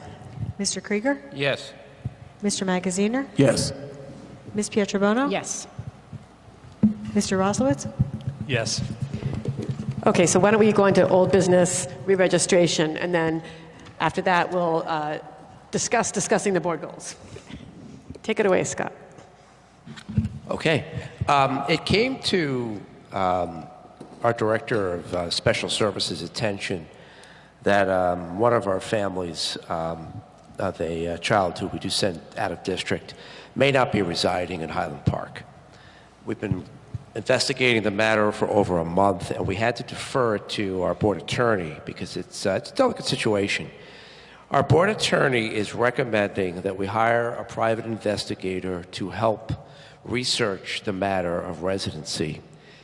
He's only looking at this one particular case. I happen to have 2 other questionable residency cases that I had been thoroughly investigating for at least a month that I would also recommend we have a private investigator research. This is a common practice. I know in my last district, it was common in Union County. We hired a private investigator. That individual assessed a fee of something like $80 a case. It does involve taking photos of the home in question that is a supposed residence in Highland Park. In the case of Kenilworth, it actually amounted to finding a family that was truly not residing in the community. The parent appealed to the board, lost the appeal, went to the commissioner, lost the appeal. The family ended up moving to Florida. I did research the districts in our county to see what they're doing. All but 2 use private investigators. Sayreville and Metuchen don't use PIs. I did ask why. I recognize this is a sensitive issue. It could be delicate for some on the board who have concerns about sending a private investigator out into the streets. However, because this is being recommended by our board attorney, our counsel, and this is a situation that could potentially cost the district if we do not follow up thoroughly, at least $100,000 on average. I'm ballparking with transportation and tuition costs per year.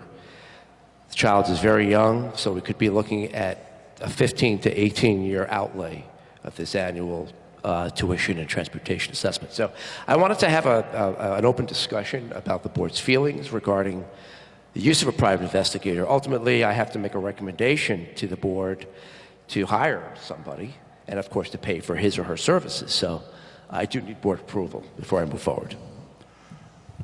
Personally, I don't see it as a sensitive issue at all, as long as we have gone through every step that we need to go through. So that whatever that protocol normally would be, whether it be phone calls, emails, registered mail, I know we talked about that, which to me is a small cost in comparison to the overall. So to me, once you go through all of that, go through the procedures that we normally do, and then still have these questions, at that point, to me, it's not a sensitive issue at all, and I would approve of it. So by way of example, in this case, the following steps were taken. First, we did send a letter home, didn't receive. Actually, the letter came right back to us, which is what piqued our curiosity. What did it say on the letter? Did it say no forwarding address available? Or? We ask that you provide documentation. No, I'm sorry. What did the post office stamp on it? Out of curiosity. It was a return. That's a good question, actually. I don't know. I know it came back to us. I can find out. Yeah. Then we sent another letter, certified return receipt. That came back to us. Finally, we called the individual, the family in this case. They claim that, in fact, that address is where they're residing, requested that we send another letter, which we did. This was over a month ago, 30 days from last Friday. So, I'm sorry, last Thursday was the 30th day. Prior to that, we sent a third communication to the home requesting documentation, telling the family they had 30 days to provide documentation. When we didn't get it, on the day after the 30th day, our counsel drafted a letter, which was a little firmer. Again, it was sent at return receipt, certified. We did not get it. There was acknowledged received, and at this point, we still have not received any documentation. And I can't divulge, I prefer not to divulge details, but I have other information that leads me and Ms. Budai to believe that, in fact, this family does not reside in Highland Park. It's a good comment on the state of our education in Highland Park, that people want to send their children here badly enough to perhaps to be sending them from other districts. Well, this student is going out of district. Yes, this is an out-of-district Well, no, I know, student. but There may be another reason. they're living somewhere else in the state, but they feel as though perhaps that we do such a good job of placing the child in the right Perhaps that's in right. the right school, which the district that they reside in isn't going to do. That they're very happy to use our taxpayers' money. I'm sure that's the second thing I want to say, which is a little. I agree with Rob completely, but a little Yes. more strongly, that they're stealing from us. Right. They're stealing from us. They're taking everyone's tax money. It's not right. Allegedly. Allegedly. Allegedly. If they're doing, anyone who does this, and furthermore, Scott passed over an article to me, which wasn't special ed. It was just a family in another district. It was in NJ.com, in another district, who send some of their kids to the school they used to live in, the district. They liked the district so much, not ours, a different district. And when they lost, the administrative law judge ordered them to pay $39,000 in fees to that school district. They are taking our money. It's not, if they're doing such a thing, it's not right. And we should do whatever it takes, within reason, within common practice, to determine where they really live and have them send their children to the appropriate school district. So I'm all in favor of your suggestion and our attorney's suggestion. I mean, our attorney doesn't, I have no doubt that it's perfectly legal to do this. That our attorney gave us wise counsel in that regard. I mean, this is something that I feel a bit uncomfortable with. It's hard to sort of verbalize exactly why. I think if we're wrong, having a PI outside their house snapping photos, it's a pretty unwelcoming thing to do if we're wrong, and perhaps there's no chance we are. But Anne, if we're wrong, it would only be because we have not gotten the response from the family that we have sought, and which every other family has given us. I know. I'm not suggesting we look at anything- every family that Right. didn't re-register and send a private investigator. I'm only talking about the $100,000. the most egregious of cases in which recognizing the board's concern and the issue of privacy and whatnot, have compelled me to expend the money, to invest the money in looking into doing this. Right. Did this come up as a result of re-registration? In other words, did this information, the motivation for sending out the PI, is this simply because this family did not re-register and did re-registration help us learn this information, in other words? The answer to your first question is no. This is not a direct result of the re-registration process at all. Okay, I just wanted to see how much re-registration is. No, I have affected 3 us. cases that I'm looking at. The one that the council advised us to hire a private investigator for is, to me, almost like a slam dunk. Almost the a slam dunk. Yeah, I mean, to the extent at which the attorney is advising us to go this next route. The other cases, one involves somebody who was homeless, but now we believe has acquired permanent residency in another community. Mm-hmm. And the third case, I'm sorry, just those 2 cases. Okay. Right now. Moving first to the homeless case, I mean, we have a homeless liaison. That's Dee Dee Deecher, is that correct? Absolutely. And I assume, I mean, I don't want to micromanage the district. That's your job. However, as a board, we need to be concerned with the possible public reaction to, I imagine we'll wind up doing this, but I just want to make sure we've really, rung it through the ringer or whatever. Absolutely. Has our homeless, I mean, sometimes when you have a homeless family, there's serious problems in that family. They have issues about communicating. I mean, my clients, many of them are homeless. They're not good about returning phone calls or sending in certified letters. Have we had, for example, someone in our district go out to the new resident? Actually, Dee Dee Deecher goes out. I see. She pays home visits. We had a situation in which she did that in New Brunswick. Mm-hmm, There was a family living in a shelter in New Brunswick, but it happens to be a shelter that also offers permanent residency. And so she had to go as far as not only visiting the shelter, but inquiring about the status of this particular family's placement in the shelter. Is this she the has family a very you're talking rigorous about? paper trail. Is this the family you're talking about, or is this a No, different, this is different actually case? Other case. a separate issue, but Okay. one of which Actually, one in which we were able to resolve without having to go through a lot of hoops. Right. So in other words, we know where this family is living right now, the second family. Okay, so why do we need a PI? I mean, what's the... In the first case? I'm actually just moving to the homeless family first, the previously homeless family first. We don't need to hire a PI in that case because we have firm No, knowledge. we're not going to hire a private investigator. Oh, okay. Well, actually... Because you had mentioned maybe doing it in some other cases. We do have a situation, I should say. I'm not sure if I want to go the route of hiring a private investigator, but we do have a situation in which a student was listed as homeless, but now we believe has permanent residency in another town, quite a distance from here. Mm-hmm. We paid home visits. To the other town? But we have not been able to reach anybody. Nobody has responded to our request for communication. So you mean, again, I don't mean to micromanage, but you paid a home visit to her home in the other town and knocked on the door and nobody answered? Or? Absolutely. We have actually paid a home visit. Nobody's responded to our How do we know she's there if we have other evidence of some sort? I'll bring Dee Dieter here and have her testify before you. Well, no, I don't mean I'm like, don't trust somebody. I'm just asking, I'm just trying to understand intellectually, sort of. So, we somehow know that she lives there, but when we knock on the door, nobody comes in, nobody comes out. We have some reason to think that they're there, however? Why do we think they're there? I'm not understanding your question. So we're thinking, like, say this person lives in Westfield. How do we know that? Like, what's our evidence?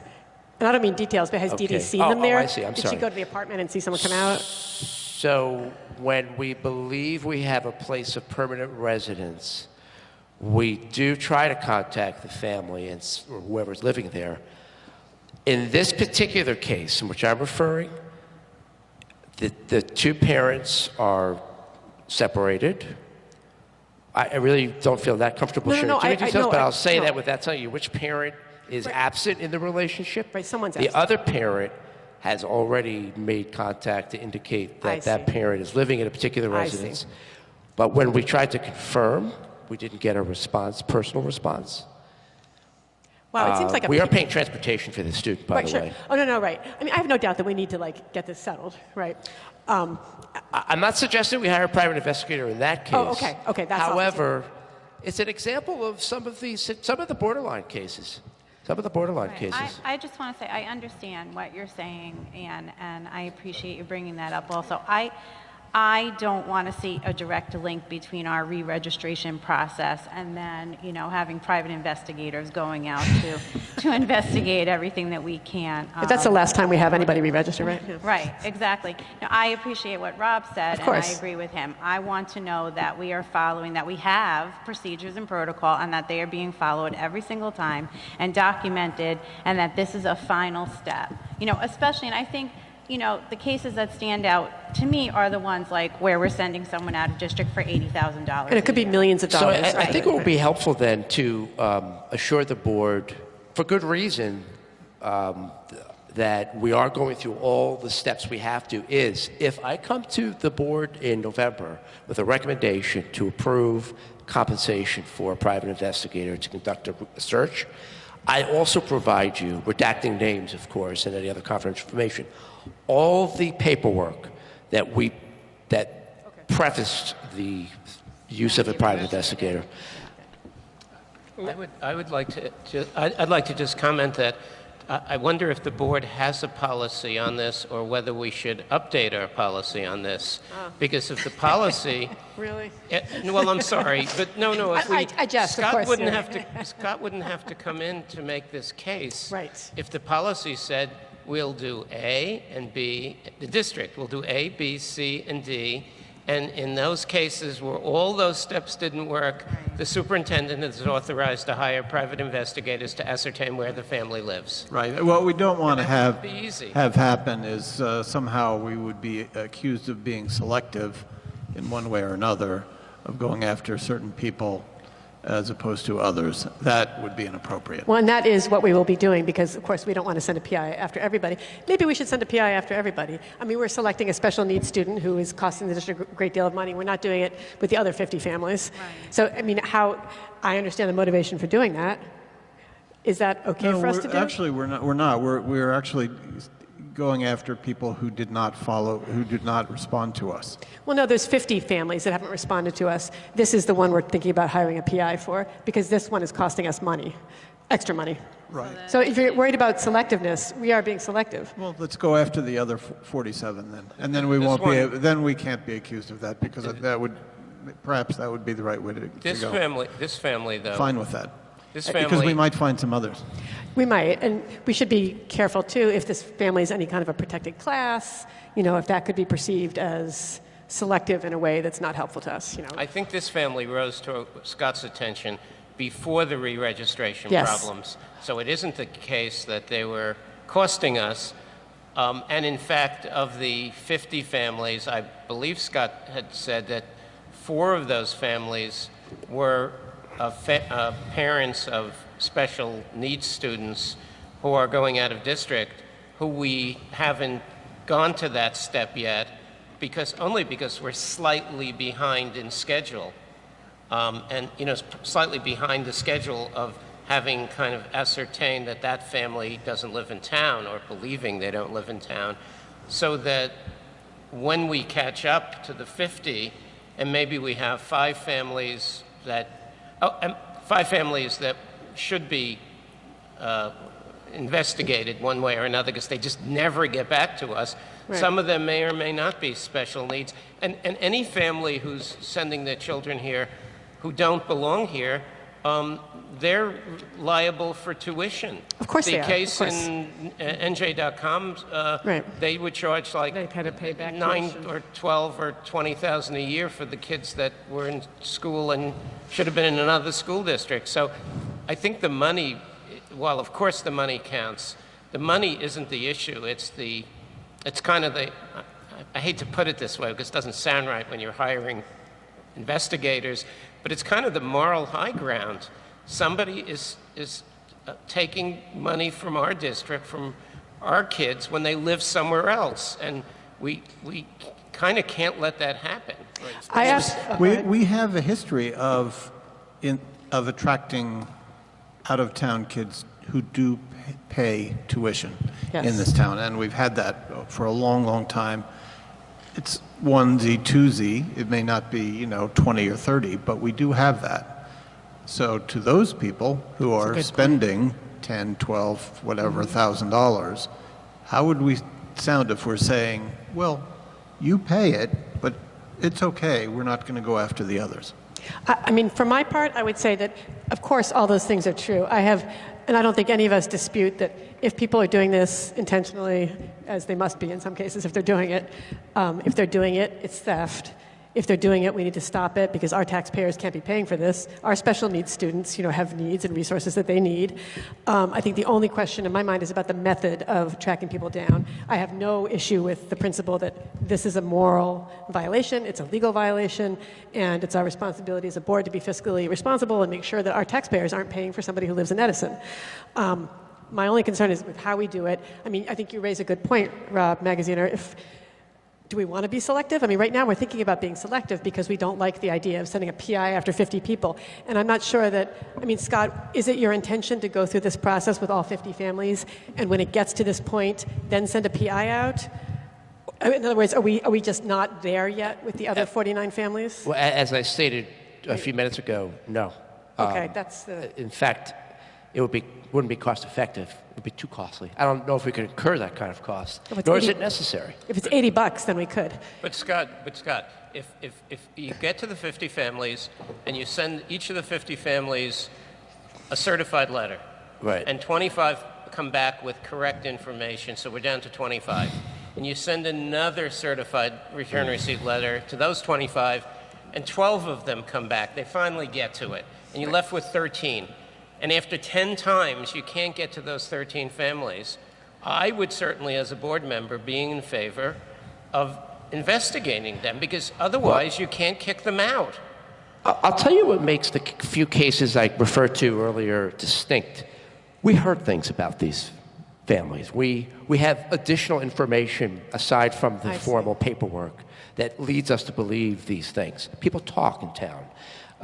And frankly, I would, if I'm down to 15, 20 families who haven't re-registered, I'd try to look into it further in-house. Talk to friends, talk to peers. Hey, so-and-so okay? And we want to make sure that they're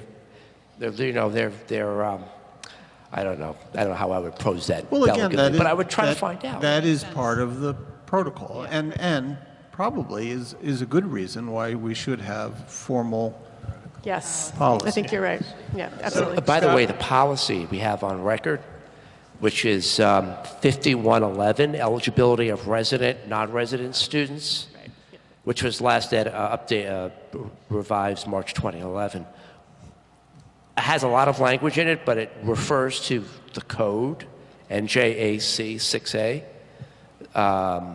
when out referring to the process in which we would engage. And so then I went to that code while we were chatting, and it's very lengthy. You can do the research on your own if you go to Strauss-Esme.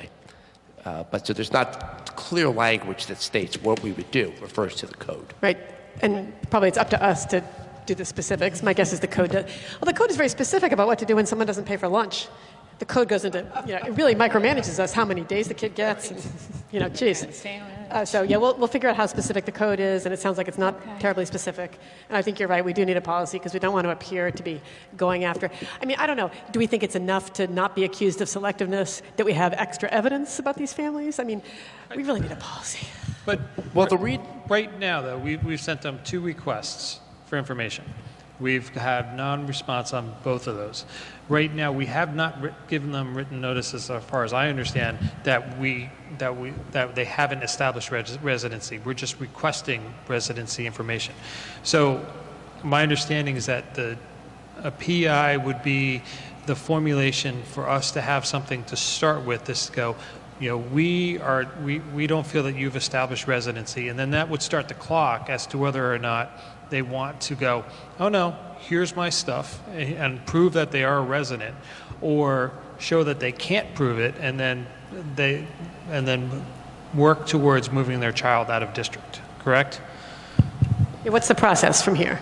Yeah. So what's the process after the PI? Because I know we have to write them a written letter saying that we. So what if 2 things could happen? What a private investigator would do is give me a report, give me pictures, and the summary based on the pictures would tell me whether or not the person is in fact a resident. If the family is not a resident, we would serve them notice that they have to remove their child. They would have, I think, 21 days, according to we do have a policy on removing students who are residents. But the family could very well decide they're going to now establish residency in Highland Park, in which case we would be obligated to keep them here at Highland Park. Simple as that. We could pursue them for the period of time when they weren't residents, but that would be a little bit difficult litigation-wise. There's always that potential. Yeah, that's pretty expensive. Like I said, though, in the case that I dealt with in Kenilworth, it was the only residency case that went as far as the commissioner. The family just got tired of all the hassle, couldn't afford to make the move to the community, and so they uprooted and moved to a completely different state. Meanwhile, the protocol that we're following now is that Scott, as the superintendent, is coming to the board and asking for our approval to go in this certain direction.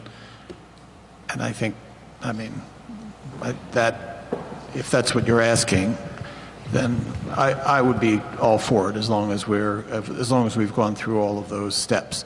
But you're not asking for us to vote on that at this time. No. But I don't want to do something before I get a vibe or a pulse on the board's feelings. But sorry, go ahead. Your concern with selectivity is a good one, and so we're not voting tonight. Will you be putting this on the agenda prior to hiring the PI, or no? Do you need to do this? There's a time of the essence here. So you need to do this right away, and then retroactively. Our attorney is recommending we do this as soon as possible. Right. So, maybe we should make a decision about the direction we want to go with regard to the other families. Do we want to make this a policy that applies to everybody after, 17 letters have gone out, plus 2 phone calls, plus a home visit or whatever, then we hire the PI? We don't have a policy in place, but do we want to demand that of Scott, that we make sure the same protocol is followed for all of these families, not just for the ones that we have special information about or that are particularly expensive? It's interesting because, on the other hand, if we really do know, regardless of letters, if we actually have information, know that a family does not live here, we know. Why are you waiting? I don't know that you need to necessarily go through the 15-letter process. No, I think you have to do that because if you're going do to you? say that they need to be taken out of the school. It's kind of gossip at this point. I would imagine we don't have a photograph of them buying their new house, putting the key in the door, in Edison or wherever they are. Well, if somebody else lives there. Well, I mean, depending on what the information is, maybe somebody else lives there, maybe a relative lives there, and we're not really I mean, No, not maybe. If somebody. yes, if somebody else lives there. That But would be I, but I understand, yes, that would be an yeah. example of we know. Right. Right. There could be an example of we know. Yes. I'd still like to see the protocol followed. Yeah, I mean, still, is it their grandmother that lives there? No, it's not. I mean, it might be in some of these cases. Well, no, I'm saying that because, I'm not saying the case, yes, I agree, there could be that case. yes, we might actually have that case Could before be- us. There could be any case. I mean, you Right. can imagine all sorts of things. Right. Well, that's why, I mean, that's why I'm thinking that maybe we should go through the protocol anyway, because we might think we know. But does Scott need a vote tonight? He doesn't need a vote Which is tonight. very unusual for us to do. He needs a retroactive. As opposed to a recommendation that he should follow the same protocol for everyone, and when that protocol gets us to the point where they're not responding, and we need to get real evidence as opposed to they're not responding, that he takes the appropriate measures, which he's suggesting an investigator. Right. And he is the CEO. What? And he is the CEO of the No, of right. the But the thing district, is, it's so going to be he- on the agenda to vote on it in a couple of weeks, to vote on whether we paid that money for the investigator. And he wants to do that first. So we need to decide if we're going to vote yes now, because if we're not going to vote yes now, Correct. it's going to be like a really awkward We're not going to have an emergency thing. meeting over an $80 Right. investigator And, bill. you know, my guess is that it's not going to be $80 if he has to sit out there for hours getting photos. Yeah. Especially if the person doesn't live there now, what, they're going to take a picture of some grandma walking in the building? No, and no, like, they'll take a picture of where they do live. well, that's right. That's not what Scott said, but that is, yes. If we know, if there is a case in which we know where they do live, then yes, that would By be the one way to do it. This could be the, As someone who works with investigators, though, this could be more than $80. Hypotheticals. Right, My right. practice- So I don't want us to get to the meeting and be like, no, we're voting no on this, and Scott already spent the money. That would really stink. So do we want to give a recommendation to Scott now that we go through a standard protocol for all of these people? When we don't get the response, when we do this, we do that, then it's time to ask the board for money for a PI. I mean, does that sound reasonable to people? It That we does. go through a regular It protocol? does, yes. Okay, so we're not going to be singling out the family with the most expensive special ed child? Absolutely not. Okay. Only any egregious case, only after which we've exhausted all the protocols would I go that next route. Okay. And then I would present the information in closed session because it would contain confidential information. Right. And then you would see a recommendation on the board agenda to compensate so-and-so for services. And the reason we're talking about it now is because that recommendation might come after you've already done it, because Correct. time is of the essence. Correct. Okay. So, I mean, we have a consensus that we should recommend informally for now, without a vote, that we would like Scott to go through the same process for all the families and, sort of do the same things regardless of how expensive that child's education is. And we'll come up with a formal policy later. But okay, all right.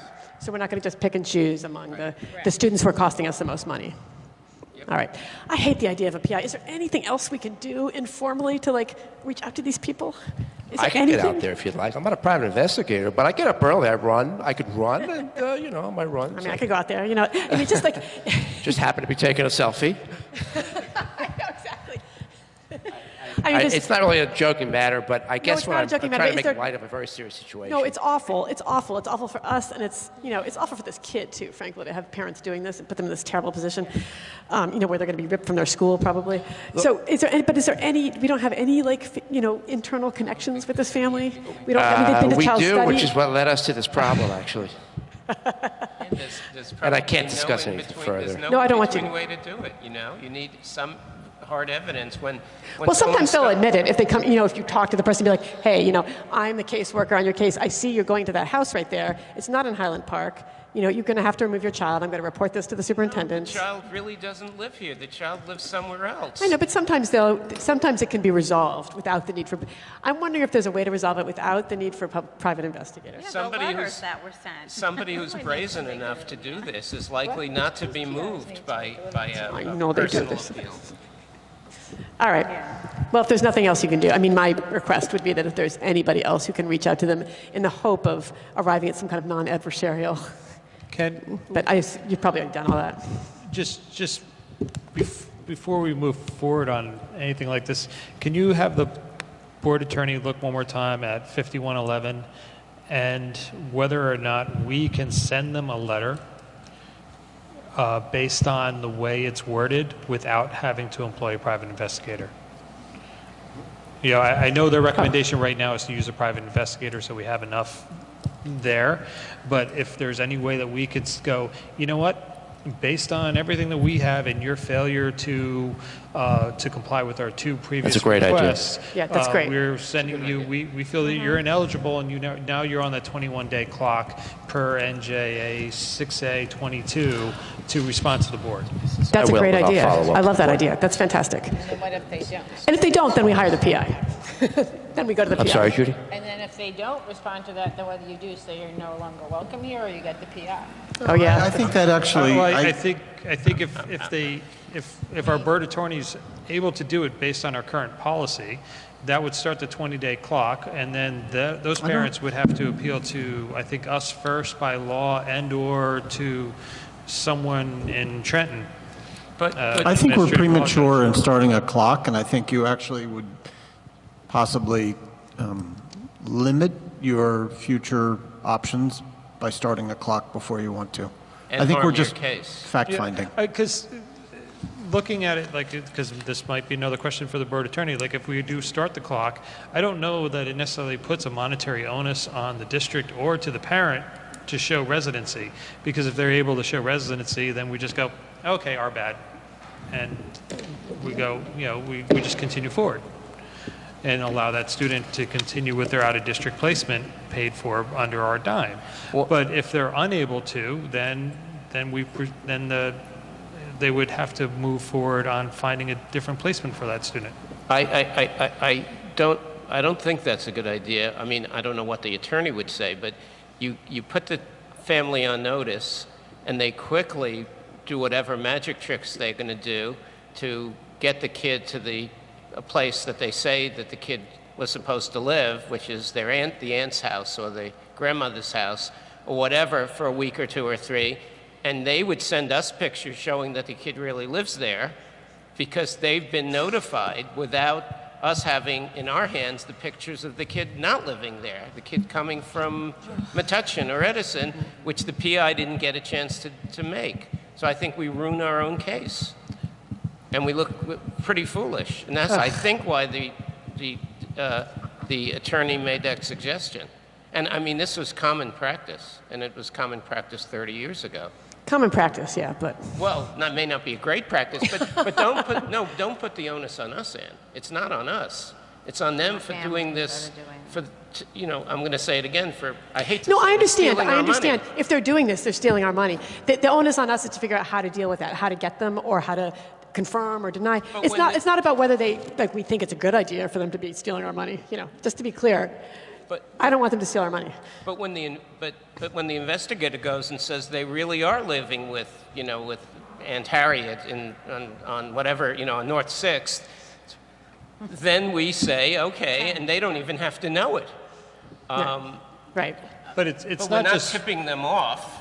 We're not dealing with good intentions here. So why tip someone off who doesn't have good intentions? right. But I it's not agree. just where the student lives, because like even if the student lives with their aunt in Highland Park, that aunt is the person who provides all of the monetary income for that student. Like they're supposed to not be getting any support or any other sort of input from the actual parents, for that person, when they supposedly domiciled there. Because if the parents are still providing support, etc., and they live out of district, then it still falls under that where those parents live who are providing the support services for the child. I think we're making it a little too complicated. I think we're asking a simple question. Please return this letter. Please return this envelope. We're asking a few questions. Please return it. We don't have to get into. And we've asked multiple times. We don't have to worry about all of the other stuff. True. We need to verify the information at some point. Now, if we haven't gone far enough with our standard tools, I don't think we need to create another sort of tool that, as Mark says, and I do think it would hurt our case later on if there were a case. I guess I'm tending to agree, yeah. I just hate it. I hate having a PI go out to someone's house or someone's non-house. Partly because of the message that sends to our other students, you know. Well, you've given me my marching orders, so I know how to proceed. Okay, and we'll work on coming up with a policy that ensures that we do the same thing in every case. And that's what we'll anticipate doing here with those other 49 families, God forbid. Hopefully some of them will get back to us. Don't worry, we're not going to have, unmarked vans all over Highland Park with long zoom lenses. Again, we're talking about the most egregious cases, maybe 1, 2. And I think we can trust that the administration will do all that it can informally to reach out to people. For example, the administration knows that this person is living in Westfield. Maybe someone will go out to Westfield and be like, hey, do we have to hire a PI for you? Or maybe not. Maybe that would hurt our case. But if there is some reasonable way to deal with it. Okay. All right. Are we done with this discussion? Wow, sorry, Scott. We really worried that into it a little.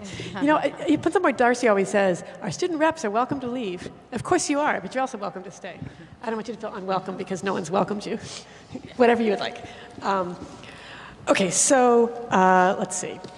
We have board goals to do. It's 9:30 almost. Can I take a straw poll? Who feels like dealing with board goals? Anybody feel like... I don't really feel like, I can tell you, I prepared a document that I shared with everybody, a couple documents, right? One is Scott's, it's a PDF of all the focus areas showing Scott's status report with the red, yellow, blue, green, purple, whatever the colors are, right?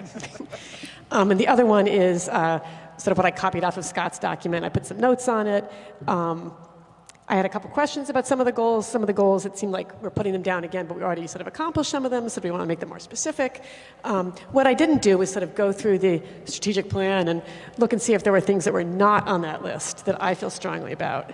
Do people want to sort of do that before the next meeting? Sort of really take a hard look at the strategic plan and their own preferences and determine if there are other goals that they really want to propose for our goals list? And also take a look at the suggested goals in that document. Those are Scott's suggestions with my markups. Yeah, I plead guilty, having now looking at your comments for the first time. Well, you had an hour. It was an hour before. It was an hour before. I had an hour. You did, and you should have stopped everything else. I was a little behind. The dog needed walking. The last couple of weeks of holidays have really put me... I didn't expect anybody to look at it an hour before the meeting. I mean, that's when I finally got to it, right? So. But can I say this is a great start. Thank you. You're welcome. And no, I think it will be helpful to us to take a look at what you've done, and it'll give us probably some ideas to make some additional comments. I would hope. Yeah. I mean, the document itself, the text of not the PDF, the Google Doc, those are the proposed goals that Scott put down. And they're, for the most part, they're goals that were, I think, that you had already designated for 2017-18, or they're goals from this year that we hadn't finished.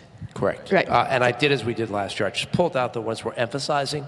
A lot have to do with the first focus area on equity.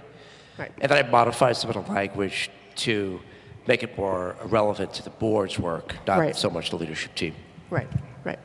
So I think they look pretty good, a few questions, but I haven't had a chance to sort of go through the plan and, And I really don't think that any time after 9:30 is a time to hash, or after 10 o'clock is a time to hash out the fine points or even the large points of a board goals proposal. What I'm thinking is that we should go over, as you just said, go over the goals before the next meeting and maybe pass a document among ourselves around so that we come up with something that we're pretty happy voting on, or very close to happy voting on. I like that idea, except for the quorum We just have to be careful that we don't have quorum. So if people wanted to take the document, copy it on their own piece of paper, go through, make notes, and then maybe send it to me, or send it to Darcy, send it to somebody, well in advance of the next meeting.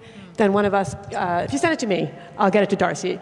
And then I can start putting the comments into a single document. We can pass it around. We're not voting on it. Can't we pass the document around between us? It's like having a discussion. We can't have a live discussion on Google Doc or something? No, I wasn't suggesting a live discussion. I was suggesting a document that gets passed around. that Oh. people look at, like we Okay. look at in the policies. So we can't do that via a Google Doc where people like make corrections to that or suggestions on that document. We cannot. No, because that would be like an email. That's an email chain involving all of us. I mean, actually, Mark, I think we can, but the position our board attorneys have taken is that we must be very careful to avoid even the slightest appearance of violating. I mean, I think within the language of OPMA, we could certainly do it. But I am content to follow our attorney's recommendation. So the best way is then individually, we look at the list, we create new comments and send them to Ann and Darcy. Yeah. And then, Yeah, I and then think we that's a can, good idea. and then we can flush them out Yeah. when we get together. I'll I'd be compile happy them to into a send single them- document. I would be happy to send them to you to share with Darcy or to Yeah, both let's of send them to you. me so we don't have a whole bunch of piecemeal things. And then Okay, you guys- Roslevich, you you can got go that? over You're way down there. something as a final point, you know? Yeah, right. And then we'll assemble them into a final document that shows all the comments. Every week it's going to be 10 o'clock. It's 10 o'clock, it's the time of the board goes, okay.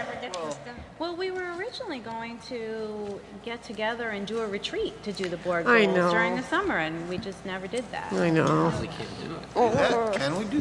We can't do it if We it's were tomorrow. going to do a public. The public, yeah. that's- It could be public, it's going to be in like That's what we were Westchester or whatever, but the public is welcome to attend. Could have three separate tables at Pino's. Don't we do that all the time anyway?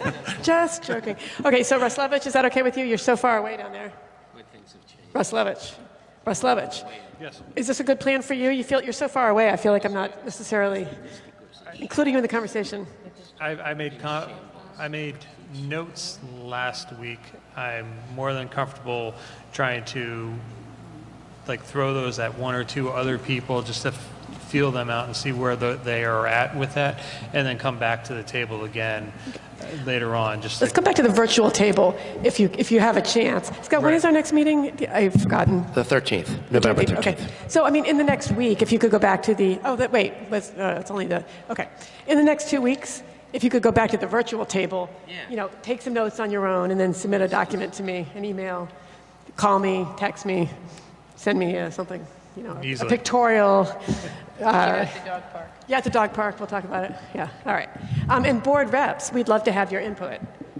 So, you have my email address, presumably. You have all of our email addresses. So please, if there are things that you think we should be addressing as sort of central goals, then we need to hear about it. And I'm sorry, you'd like are the goals available for public viewing, or just and not even just for me, just as for the community as a whole? Yeah, well, at the end of every agenda, I see. it's Okay. printed up. Yeah, a confusing list of Got it. Okay. sort of our general goals and our more read the specific fine goals. print at the end. So. When I send stuff to the board, though, to the board at HB Schools, it doesn't go to you guys, right? Let me make sure I have your email addresses so I can share the goals document with you guys. Go ahead. Do you want to say them in public, or do you want to not say them in public? I don't care.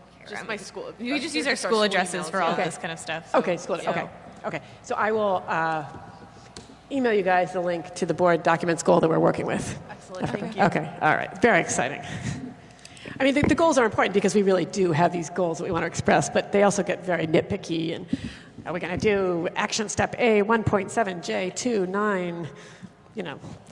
So it can be a little annoying. Okay. Although I do appreciate how Scott has organized it for us.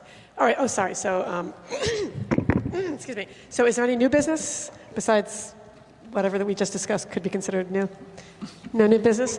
Okay, it's time for public comment. The Highland Park Board of Education welcomes public participation and has reserved this time for your comments. Board policies 164 and 167 establish and regulate the right of the public to participate in public meetings. Would anybody like to come to the podium and chat with us? All right, then. Then I think it's time for me to ask if there's a motion to adjourn. So moved. Do I have a second? Second. All in favor? Aye. All right, thanks. Good night, everybody. See you on the 13th.